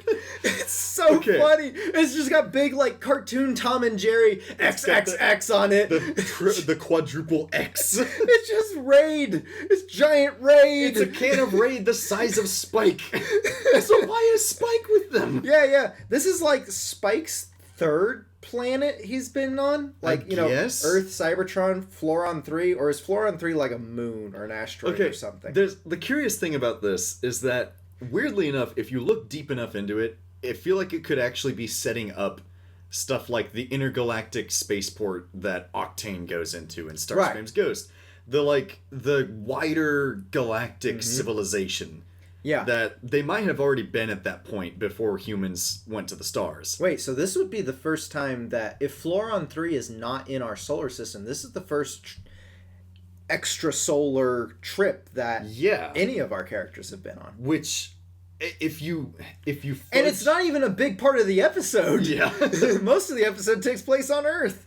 If you fudge the continuity a little bit, you could argue that Cosmos going out to Cosmos in God Gambit, landing on Titan. Right. They just went from there to Floron 3 to get the insecticide. Oh, like if you put this episode right after God Gambit, the Insecticons send the new plague of Insecticons is happening while God Gambit is happening. Yeah, and that he's already like halfway there to Floron 3. And that's why Omega Supreme doesn't fly the Morphobots away later. Yeah.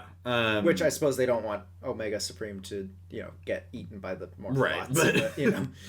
But, but so like you could argue, but then you have the fact that Spike is with him, so like, and he was nowhere to be seen. So. Yeah. You're right. You just retroactively say that, like, look, I don't think... he was absent for that D&D session, but he was there the whole time. I don't know why that bugs me so much. I'm like, it doesn't make sense. No continuity. But I mean, I just go along with it because you have to. There's it's nothing the you can do. Oh wait, no, we're talking about Transformers. Yeah, okay, not D&D. It doesn't. It does not compute. Yeah. But it would be fun to make that connection. I like trying to make connections like that. But yeah, it does prove your point that Cosmos is out there, have little space adventures all the time. Only explanation as to why it is a pre-packaged can of Raid. Yeah. I think that they do definitely go to somewhere like in the Gambler or something. And the way that they talk about the Morphobots and how they interact with robotic insects and stuff, it gives you the sense that this is not really a threat, but just something that it's more of a nuisance that other galactic entities have already dealt with in a lot of ways. Yeah. So it's just that, because they're on Earth and so isolated from the rest of the galaxy, that they're, more like, oh, this is serious. Right. Megatron says that he's never seen them on Earth. Not necessarily that he's never seen them. A lot of the Transformers seem to know about them already. Like Perceptor Optimus says, like, Perceptor, he's like, it's more. I've determined that they are Morphobots, and then like, Prime is like, oh, Morphobots. Yeah, I know what those are. Yeah. Interesting. That's another good point. A lot of people thought they were extinct. Yeah. Which makes sense given that they have a very prepackaged solution to them. Right. Not to the Morphobots, but the insecticide in general. Right. Well, the insecticide's not for the Morphobots. No, that's a separate thing. Which, now thinking about it though, were the Autobots just planning to genocide the Insecticons? Yes. And then they genocide another planet of insects when they launch the Morphobots into space. What's wrong with these people? This is functionally a solution that's very similar to something like an invasive species, like anacondas being introduced to the Florida Everglades. Right. Maybe I'm going to assume that they think that the planet that they're sending the Morphobots to is another planet with insect problems. Yeah, it's overrun. It's not just a planet that has mechanical insects as its main sentient species. Yeah. It's another one that's having an Insecticon syndrome or something like that. Right. Or plague of Insecticons. Maybe at this point the Insecticon swarm has gotten so big that it started spreading out to other planets or something like that. Well, I mean, if they can just planet hop to Floron 3 to buy a giant can of Raid, why can't the Insecticons? Right. So, I wonder if they used the space bridge to get to Floron 3 or if they just flew there. It seems like Cosmos flies all the way back. Yeah. I'd like the space bridge system that they set up in season 3, kind of like the space bridge in animated, but and in the Marvel comics. But they don't have that here. They just have the ring in that only goes to Cybertron. Yeah. Right. They haven't built that yet, but maybe they have in the background. Yeah. Who knows? Although distance is no object in Transformers usually, except in Desertion of the Dinobots. True. Except when you need the Dinobots to get blown up. Except when it's for the plots. Right. But most of the time, so that is internally consistent, is that they can just go places very quickly. Right. And then also, but, stars of the show, the Morphobots. Yeah. They're kind of scary, honestly. I have a fear that has always kind of lurked under the surface, but was recently brought out by this, and then looking back over most of like my cartoon viewing and stuff over the years, realized that like, no, this was a pretty consistent like phobia. Is Cosmos's fate.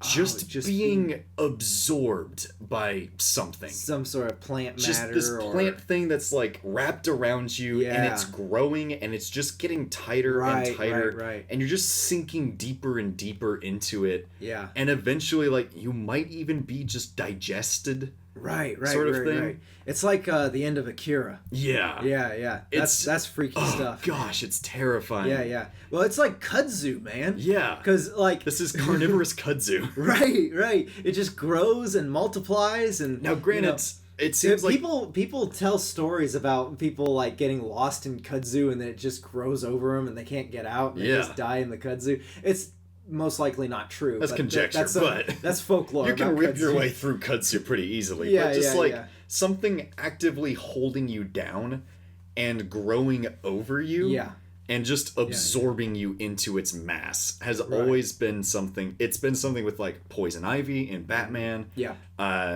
It's, Akira. And Princess Mononoke, where San is getting absorbed by the Boar God. Ooh, And just anything like that, where it's like you're kind of slowly being trapped by this thing. Right. It's claustrophobia and, fear of being eaten, I guess. The big one, Pippin and Merry in the Lord of the Rings extended edition, when they're getting absorbed by the tree roots. Yeah. Which is based on the chapters in the book of Old Man Willow. Exactly. Trying to eat. But yeah, this episode Tom Bombadil comes. reawakens that fear in me of just like, Yeah. So the Morphobots are pretty terrifying, and especially when they're just like eating all the Insecticons and stuff. Smokes, it's carnage. They wipe them out so fast, man. Yeah, they're just gone, and then you think that I assume that most of the Insecticon clones are just drones, and it's just the main three that they basically are sentient. have a bug intention. But even those main three almost get eaten. Yeah. And I like the Insecticons. And we see the swarm. It is thousands. Hundreds of thousands. Right. Yeah. And then this whole valley gets taken over by the Morphobots in a super fast time period. Right. Yeah, it makes me wonder, though, why Cosmos didn't get eaten. I suppose it's because maybe the insecticide also works on Morphobots, so while they grew over the top of him, they didn't eat him because they didn't want to be poisoned by the insecticide? Potentially. And again, it's like they do want to grab all of the other Autobots and Decepticons. Yeah, they do try to grab. But it seems more just like Megatron almost gets eaten at one point. But it does seem more like a general instinct of like just grab anything around you that moves. And drag you to the center. Plant. And then if it can't digest it, then it's like, oh, just hold it. Right. They remind me of and sound similar. The name sounds similar to the Morbuzak from Bionicle, and they're very Bionicle similar. Metro Nui.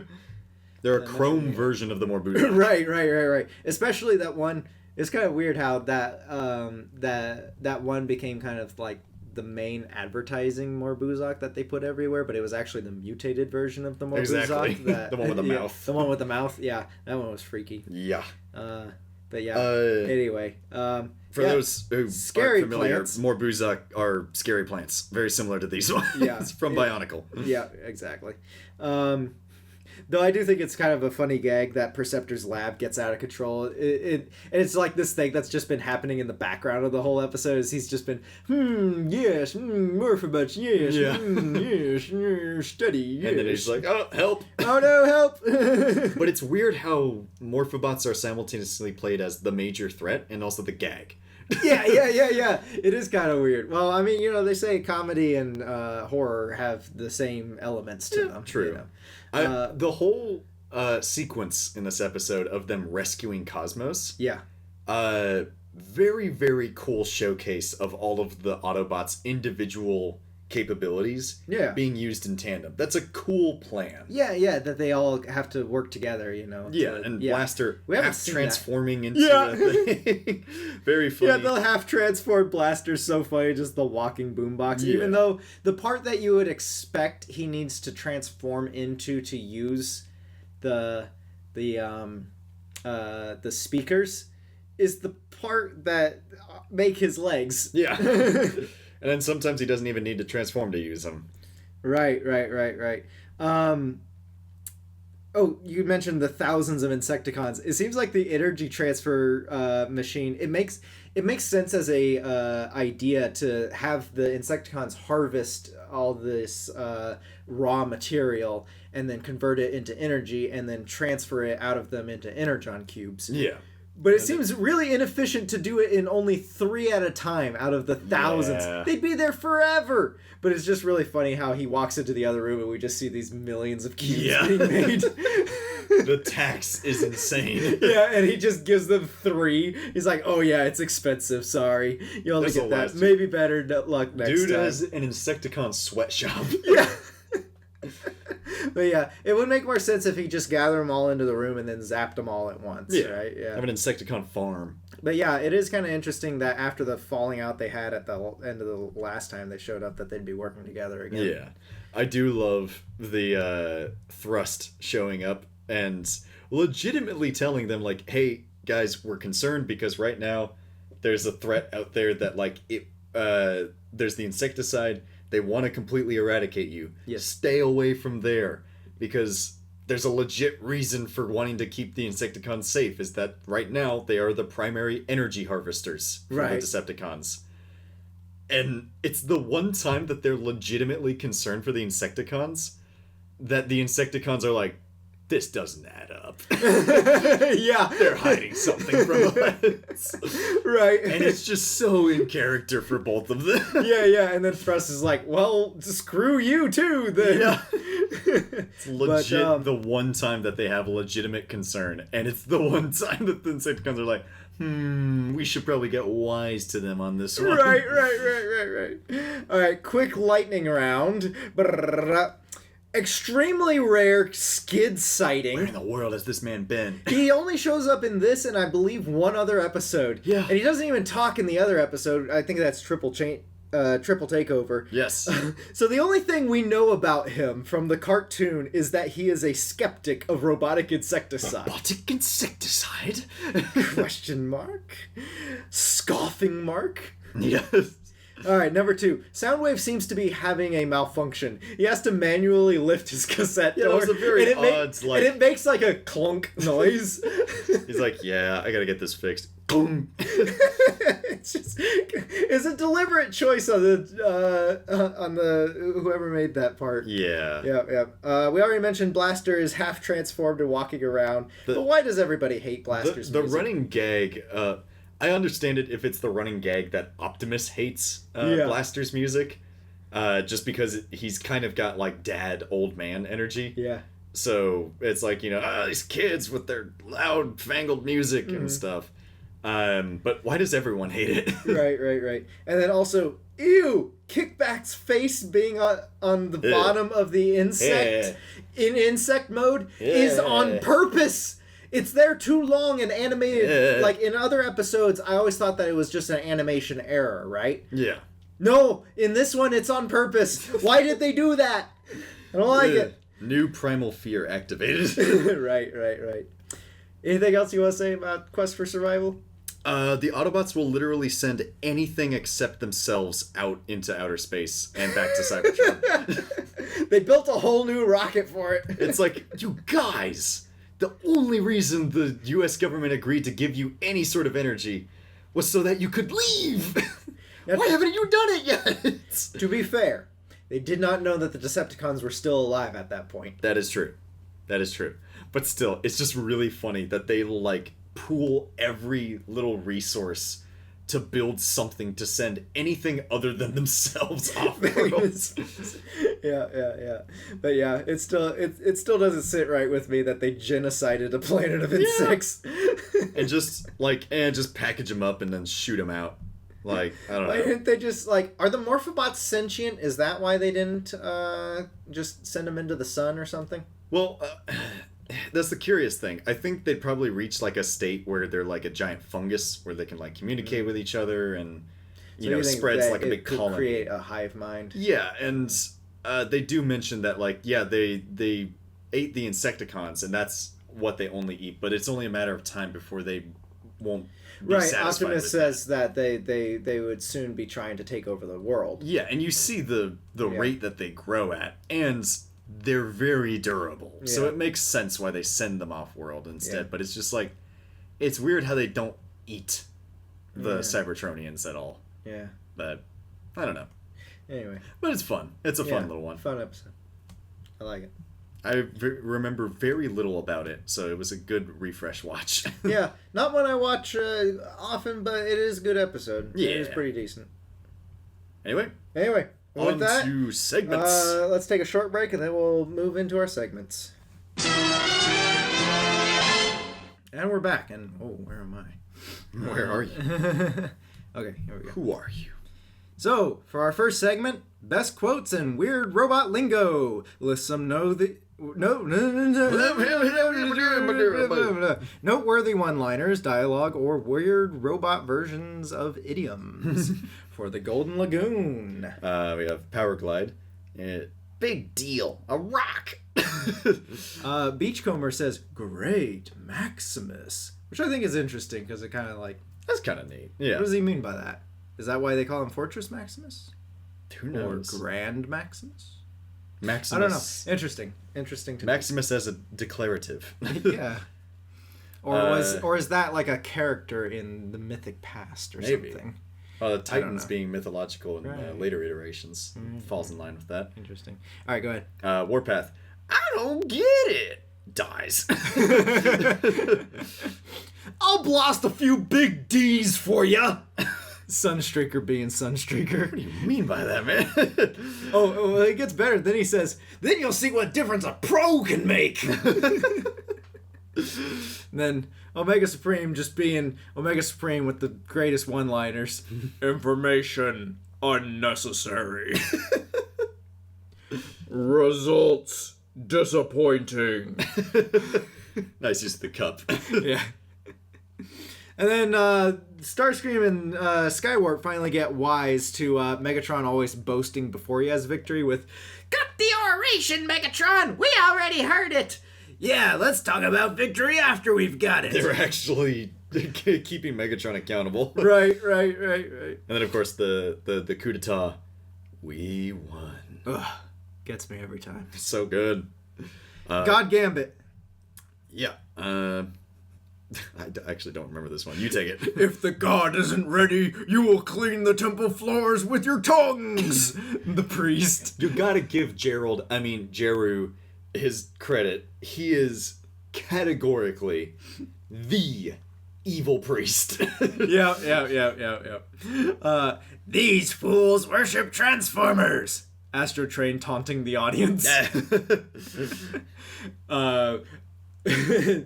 Of course, Omega Supreme's great one-liners once again. Talk excessive. Time limited. And then, here we go. All together now. Sarcasm not appreciated. Brilliant. Jazz says, Astro Train is boogieing out of here. I don't see anything, but there is a native shooting arrows at us. Dull surprise, Perceptor. Yeah. Jazz, what's transpiring out here?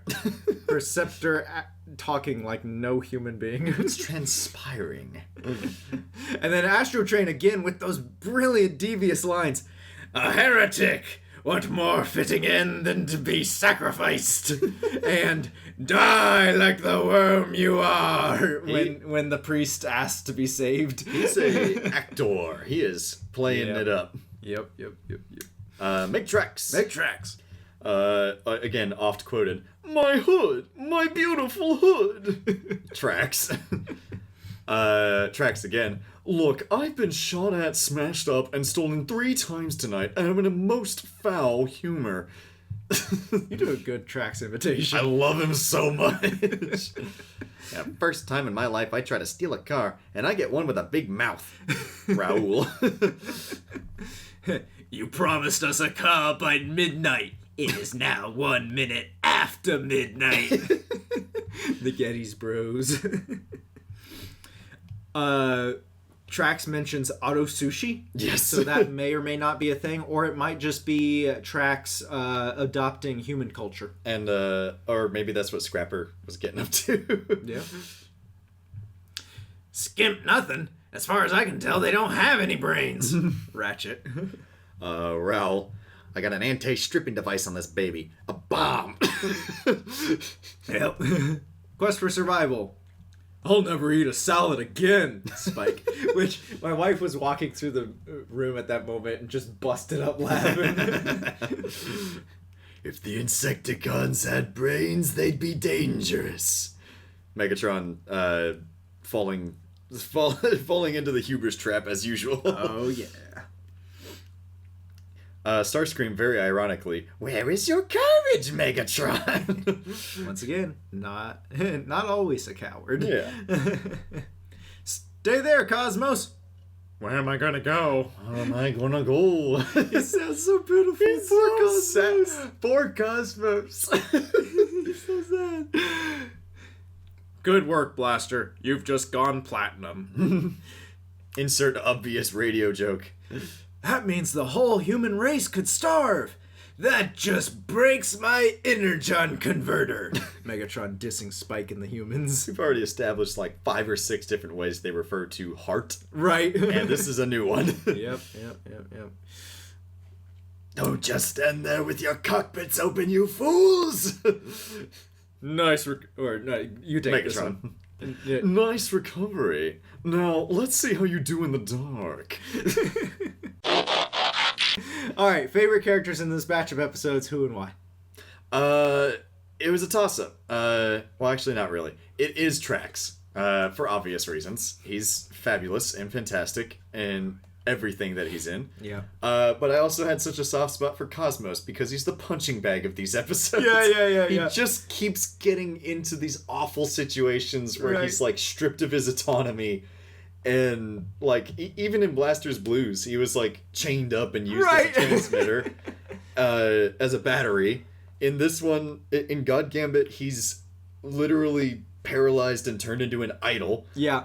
And then he gets restrained by the Morphobots in a horrifying fate. Right. Poor Cosmos. And every time he's just like, where am I gonna go? Yeah. And he just kind of rolls with it. It's like, well, okay, I guess I'm here. Yeah. And his design, he's just so cute. He's so cute. He's so pudgy. I love Cosmos. He's one of my favorite characters. But Trax takes the cake. That's set in stone. Beachcomber. I really like Beachcomber in his episode. He's a very interesting character. Yeah, that's true. Astro Train is really interesting in his episode. Weirdly gripping. Yeah. Especially with his really distinct voice. Right, which is deeper in this episode also. Yeah. But I gotta go with either Trax or Raul. Because, I mean, it's just not fair putting that duo in with these, you know? Yeah. They take the cake. Yeah, I think it's gotta be Trax Trax and Raul. Yeah. Because separate, you know, like, they're both great, but together, I'd say that pairing is my favorite character, if that makes sense. I mean, Raul doesn't get much screen time, but what screen time he does, he still steals the show. Right. It's just hard to beat, I'd rather stay in my stunning auto mode. Yeah. I don't know. Those are my favorite. That's my favorite batch of characters from this group of episodes. Is of course the consistent one is Trax, Beachcomber, Cosmos, Astro Train, and then probably Trax and Raul at the top. All right, next segment. Magic Slidey Hand Tech.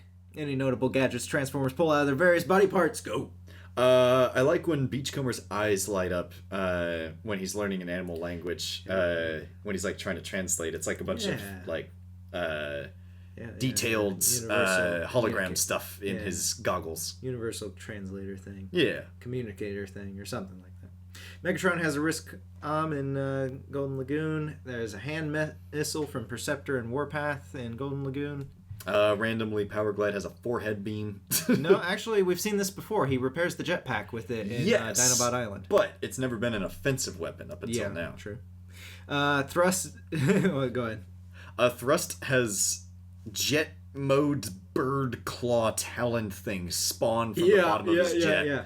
Very bizarre. Also, I think it's cool when he lands with his feet in that is pretty cool. Quest for Survival. We mentioned the dummies that look like Ironhide. Yes. Cosmos has a chess TV. Woo! Was he at one time a drone? Yeah. we always appreciate chess Astro TVs. Trade has cheek lasers. Why? I love it. Made Cheek me laugh lasers so are much. so specific. Yeah. Sea Spray also has a Riscom and we make tracks. Yeah. Oh, we forgot to mention it. Yeah, Sea Spray helps clean up, stop somebody from dumping a car into the river. Yeah, he's just like, he's a pollution guy. Yeah. Go ahead. Robotic insecticide. Robotic insecticide! Hands down, absolute cinema. Megatron Riscom and Quest for Survival. Cosmos has the Laser Jet. Laser jet. It's so funny how the escape pod is like the top of Cosmos's head.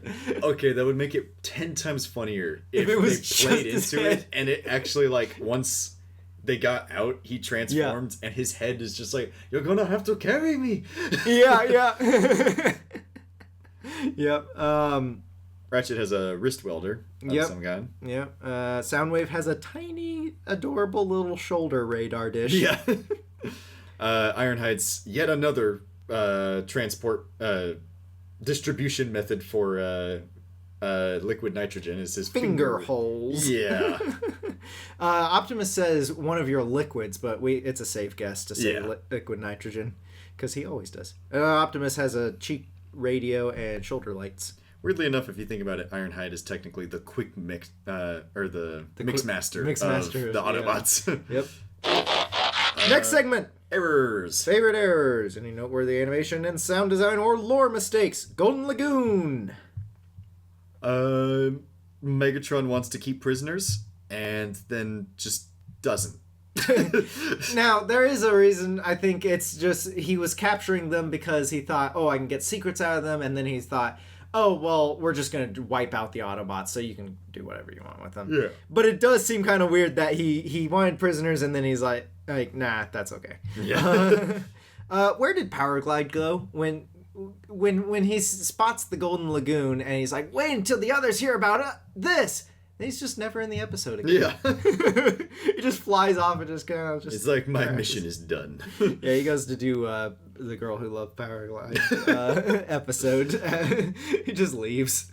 How does Omega Supreme fit in the not lagoon pond fountain thing? It's so tiny when it's cratered. Yeah. I think it is supposed to be bigger though. Yeah. It's a lagoon. It's big. God Gambit. There's so many funny faces people are making. Yes. There's this one scene in particular where the priest is watching Astro Train pillage the energy crystals, and he's just like, It's like, Starscream is like huge in jet mode, and then he shrinks when he transforms. Yeah. That's kind of weird. I mean, I know he would get... Actually, no, his legs would go out. The nose cone would go down, but I don't know. Yeah. Make tracks. It's a lot of like voice displacement all over the place. Weird. Yeah, voices get weird and they go in weird places. Yeah. The animators don't seem to know that Trax's legs become his hood when he's transforming. Because the way his toy works is that his hood splits, turns sideways, and those are his legs. Yeah.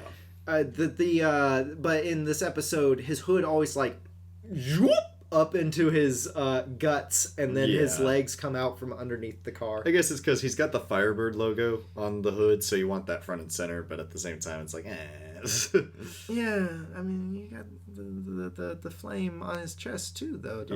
Or no, you don't. I don't know. I don't know. Lots of weird scale issues too. We talked about Hoist being inside. Hoist being inside Huffer, Cosmos, and I can't remember who was with him. chasing Starscream through the mall. Starscream. Powerglide, How in the world do you miss an F-15 in a mall? Yeah. But there is a nice little detail on the recoil of Starscream's gun. I like that. There's actual... I like it whenever it shows up, because it does look like it would do that. Yeah. Pretty neat. Quest for Survival. There's an Insecticon voice effect on tracks for some reason at the beginning of the episode. Yeah. How does Teletran have that camera angle of inside the Decepticon base of their manufacturing center? Teletran is just where they broadcast the show from. He has cameras everywhere. And on to our next segment. The TF Wiki Go Button Trivia! Alright. Hayden, it's your turn finally. Yes. Oh my goodness. And I have Mickey Mouse. He's taking a random button trip on TF Wiki. Yes. Mainly because the description they have for it is really funny. Is Mickey Mouse is an oddity amongst Earth's fauna, an upright walking rodent with opposable thumbs and the power of speech. It is unknown if he is a unique specimen or part of a larger species. The childlike features he bears endear him to the young humans of Earth. He drives a truck that can transform into a robotic suit of armor for him to pilot. Oh my goodness. The wisdom of granting mechanized destructive power to a creature such as this is up for debate. Nice. So they did a little crossover with Disney, and it's Optimus Prime, but he's Mickey Mouse. But he is like a mech version of Optimus Prime. Optimickey. So it has like a tiny Mickey Mouse piloting this Optimus-sized, and he looks like Mickey Mouse, but he has Optimus features. This is an actual toy. This is a toy. What year did that come out? 2009. Wow. And he actually does transform. He transforms into a truck. The fun thing about him, though, is that there's a lot of variants. There is a black and white version, which is, I guess you could call it the Nemesis Prime version, but it's also supposed to be referencing Steamboat Willie. Why didn't he turn into a steamboat then? I don't know. The only color is actually on the tiny Mickey Mouse that's piloting him. Huh. There is a Halloween variant where he's black and orange. Okay. There is also a traditionally colored version where he's the same exact toy, except he's traditionally colored like Mickey Mouse instead of Optimus Prime. And then there's another one where he's a Christmas version, and he's dressed like Santa Claus. A weirdly large amount of use out of this one Mickey Mouse Prime model. Yeah. But, yeah. Mickey Mouse has a mech that turns into Optimus Prime. Well, good for him. It's canon. A little glimpse in what timeline? The Mickey Mouse Clubhouse timeline. He just doesn't talk about it. A little glimpse into if Disney produced the live-action Transformer movies. It's like, that's a special surprise tool that'll help me for later. All right. And on to our final segment. The cliffhanger questions. So last time Jonah asked me if time travel and magic show up in Transformers again. All right. Research time. Yeah, I actually did a little research, which once again means I read the TF Wiki page. Jonah, we wish you were here. Yeah. A lot of fun having him on last episode. Yeah. He's listening. Yeah. You better be. All right. I'm going to focus mostly on G1 cartoon continuity for simplicity. There are many more examples. First, I will answer the original question. In the Generation cartoon, time travel shows up in Dinobot Island Part 1 and 2, obviously, with the time warps. Covered that one. Decepticon Raider in King Arthur's Court, obviously. War Dawn, where they go back in time to see the Golden Age of Cybertron and the birth of Optimus Prime. And Forever is a Long Time Coming, where they go way back in time to see hot, sexy Alpha Trion. Tom Selleck Alpha Trion. It also shows up in just about every other Transformers series in at least one episode in various forms. And in fact, the entirety of the Beast Wars show works on time travel. Spoiler alert. Yeah. Now, Spoiler alert for a nearly 30-year-old show. right. Wow. Yeah, you're right. Yeah. Now on to magic. So first I consulted TF Wiki. Let me go to the magic thing. They have a whole page on magic, and it gives little blurbs on it shows Transformers cartoon, which mostly references the Quintesson wizard in Madman's Paradise as a sorcerer and exiled to the magic dimension of Menonia, where magic was commonplace. And then on Earth, it references a Decepticon Raider in King Arthur's court, once again, with Beort, the wizard, and Dragon's Bane, and stuff like that. Yeah. The Legends comic, Mind Wipe uses ghost magic. Oh, yeah. Beast Wars Neo, a Predacon charlatan Saberback claimed he could use magic. Alternity, 2005 IDW continuity has a large section on magic. Galvatron apparently believed that the 13 primes possess supernatural powers. Yes, indeed. Transformers versus G.I. Joe. There's a black hole that dumps Megatron onto the the My Little Pony planet. So there's magic there. Beast Wars Uprising. My Little Pony / Transformers. King Grimlock. The Forge of Solus Prime in the Prime cartoon. And the Omega Lock, and all of their things, all of their relics really are kind of magic in Transformers Prime. According to Ask Vector Prime, for some reason he's talking about Princess Merida turning Queen Eleanor into a bear.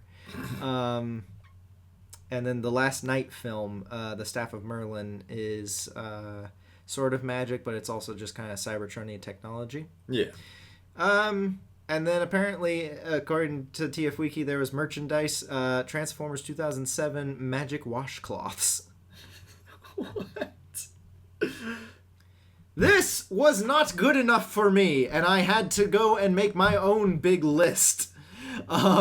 Yeah, that was mostly just instances. yeah, instances of it showing up, and as I said, I am mostly focusing on the G1 cartoon, and their list of G1 cartoon instances of magic did not satisfy me, so I made my own. To direct my research, I created 3 categories. Definitely magic, which is the supernatural abilities or summonings, etc., etc. Possibly magic. It could be magic, or it could be tech and science. I mean, both have rules to them, usually. And then Clarkian magic. You know, Arthur C. Clarke has that quote, you know, any sufficiently advanced technology is indistinguishable from magic. I'll knock out the first one, or the last one first. Just about everything concerning Transformers or Cybertronian technology is, especially in the 80s, so advanced to what we have here on Earth that it's basically magic. Yeah. Quintesson technology, energon cubes, shrink rays, subspace pockets, mass shifting, the scale issues, transforming, sentient robots, the heart of Cybertron, personality destabilizers, space bridges, the human meat bags in Only Human. Is basically magic, I guess, transferring somebody's mind into something else, you know? Yeah. Power chip rectifiers act kind of like magic. The Dweller is sort of magic. Time travel is magic. Yeah. Magic slidey hand tech.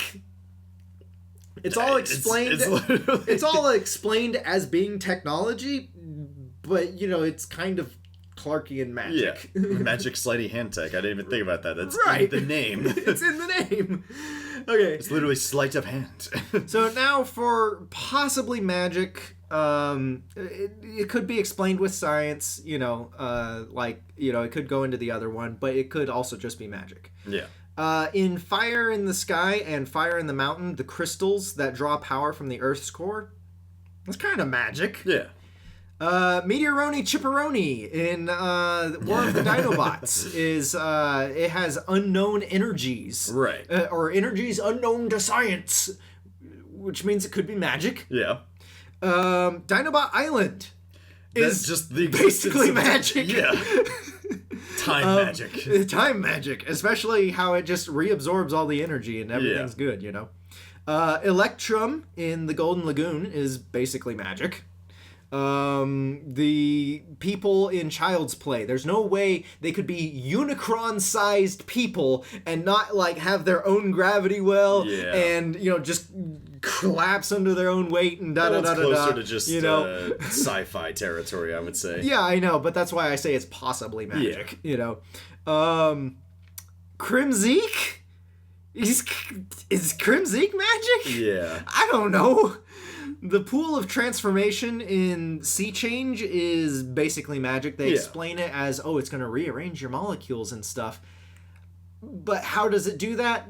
It's and possibly in a magic. consistent way. Yeah. It's possibly magic, We got movie magic in Hoist Goes Hollywood. Sorry, I just had to throw that one in there. The magic weather ball in Trans-European Express. Totally forgot about that one. Yeah. I mean, the weather ball, I believe, was a magic casing around a Cybertronian weather controlling device thing. Yeah. If I remember correctly. But we haven't gotten to that episode yet, and I haven't watched it in a while, so I don't know. A bunch of stuff in Nightmare Planet. Singing people in Carnage in C minor. Oh, yeah. They're basically magic, Grimlock's new brain, kind of. It's kind of magic. If you're on that one. Yeah. That's why this all goes into possibly magic, Some of the characters in Call of the Primitives are kind of magic. Yeah, a lot of possibly magic is more of the Marvel style, freak accident leads to superpower sort of thing. Right. They hand wave it as science, but the way it functions outside of any normal scientific phenomena, it's possibly magic. Yeah. And then these could be controversial. Unicron. Just as a concept. Well, in the movie and in Ghost in the Machine, he rebuilds and creates bodies without ever touching them and just creates things out of nothing. Like Starscream's Ghost, he just, boom, new body. Yeah. Out of nothing. And then the Matrix itself, I know it's as a repository of all the knowledge. So, with Transformers, it's they download their memories into it or something like that. It's another glowing crystal. and the fact that it blows up Unicron and magically heals everybody of the hate plague. Yeah, it's plot magic. It's plot magic, Vector Sigma and the key to it. I mean, come on, it shoots a beam that turns things into metal. How is that not these magic? are a lot closer to a mystical sort of things. Right. But that's why I say possibly magic. Yeah. Because they're basically mystical, mystical godlike things. Yeah. Right? Vector Sigma creates life! Which, you could say, it's a computer. It creates code to give them personalities. Right. But, on the sophistication that it does, theoretically, that meme aside, it's scientifically advanced enough to where it is basically magic. And then the plasma energy chamber in Rebirth. I don't think they even know what it does. Yeah. I'm with Cup on that one. It's the plasma energy chamber. The what? Now for definitely magic. Everything in Decepticon Raider and King Arthur's Court, obviously. Yep. Astoria in The Girl Who Loved Powerglide. Because I thought for the longest time that it's her little medallion that's causing all of her, whenever she gets close to technology, it glitches out and breaks. No, she destroys that and still causes problems. Yeah. She's magic. She has a negative intelligence stat. Starscream's Ghost in Ghost in the Machine and Starscream's Ghost. Yes. And The fact that it's a physical manifestation of a dead Cybertronian. And right, like I know they it shows explain up, it he's in intangible, but he still functions and operates exactly how a ghost does. Right. Like And as we saw on TF Wiki, Madman's Paradise is full of magic. yes. Also, you were talking about Starscream's Ghost. Beast Wars does explain it as he has an indestructible spark, but sparks are also very mystical in their Yes. way. They're basically magic also. Right. In a similar way that it's like a physical manifestation or a visual of a soul, basically, right? And that kind of goes back to my point I was talking about, my gripe in the God Gambit, is that Transformers really does an interesting job of, like, combining the science and the mysticism, Yes. Like, there's a lot of mythical stuff that they don't shy away from just because they are primarily a sci-fi, Right. So it's kind of sad to see it, have such a narrow-minded view in that episode. right? Transformers has always I know it's been- for the plot, but Yeah. anyway. Transformers has always had a very good blend of genres. Right. Now, as a bonus, I would also like to put forth the Master Force in Super God Master Force, along Yes. with the Chokun power and the Devil power in Super God Yeah, Master those Force. were basically like Ki from Yeah. Dragon Ball or right. Haka from One Piece. I think that's what it's called.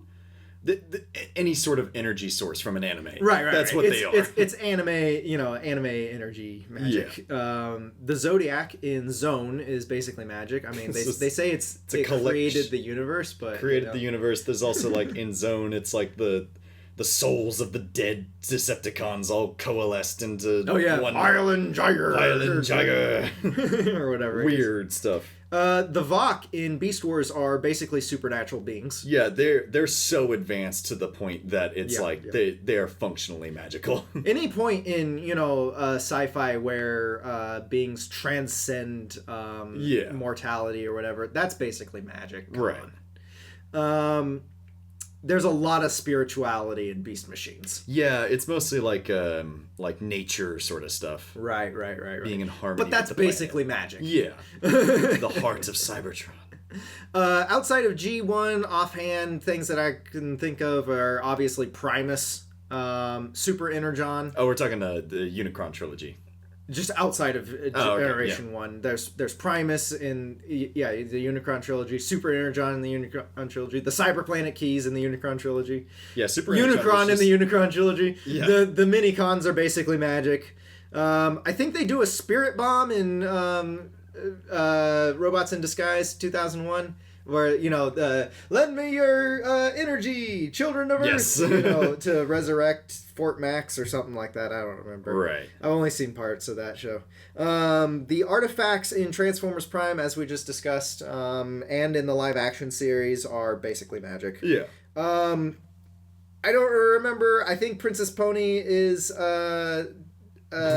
tech based, but she may Princess also be... Pony was tech based. I do she may remember also be magic in animated. I mean, she just floats around on that little pony. And yes, Princess Pony is an actual character in Transformers. She's actually kind of great. Okay, I think I'm done. That is such a thorough deep dive. I told you I was going to ruin our time. I thought you thought we were going to get this done in 2 hours, didn't you? We have to break the 2 hour mark. The 2 hour We have to. Well, I'm going to ask Hayden a Transformers related question yes. this time. Something for him to think about, but not too difficult. I'm going to mull it over. Yeah. Hayden, what is your favorite character arc in Transformers? It can be from any show. Oh, that's a good one. Or do you or would it be easier if I narrowed it down to G1? It's not a whole lot of arcs. But I think just in general. In general. Like, because it's my personal favorite character arc. And you'll have to find that out next episode. All right. Well, wrapping up. Thank you all so much for joining us and listening to our ramblings, as always. Next time, we will be discussing the secrets of Omega Supreme, oft mentioned in this podcast. It just breaks everything. Yes. Child's Play, The Gambler, and Kremzeek. This is a fun batch of episodes. Possibly the 4 most broken episodes. Yes. But hey, it has one character in it who is legendary, and we will get to him. And we'll get to him later. And at the time of these recordings, Transformers episodes are available on Hasbro Pulse YouTube channel, as well as DVD and several other streaming services such as Tubi and Pluto. By the way, we're not sponsored nor have been sponsored by any of these things up to this point. We just wanted to let you know how to watch the show. Not yet. Not yet. Give us money! Give us money. We'll be sponsored in some way. In fact, why don't you go to our Patreon? We don't even have a Patreon. We don't. Should we get a Patreon? We do this for the love of the game. If we do set up a Patreon, that'd probably be one of the rewards, is getting to ask the cliffhanger question. Ooh, that would be interesting. But until that fateful day when we can get money. Ba, ba, ba, da, ba.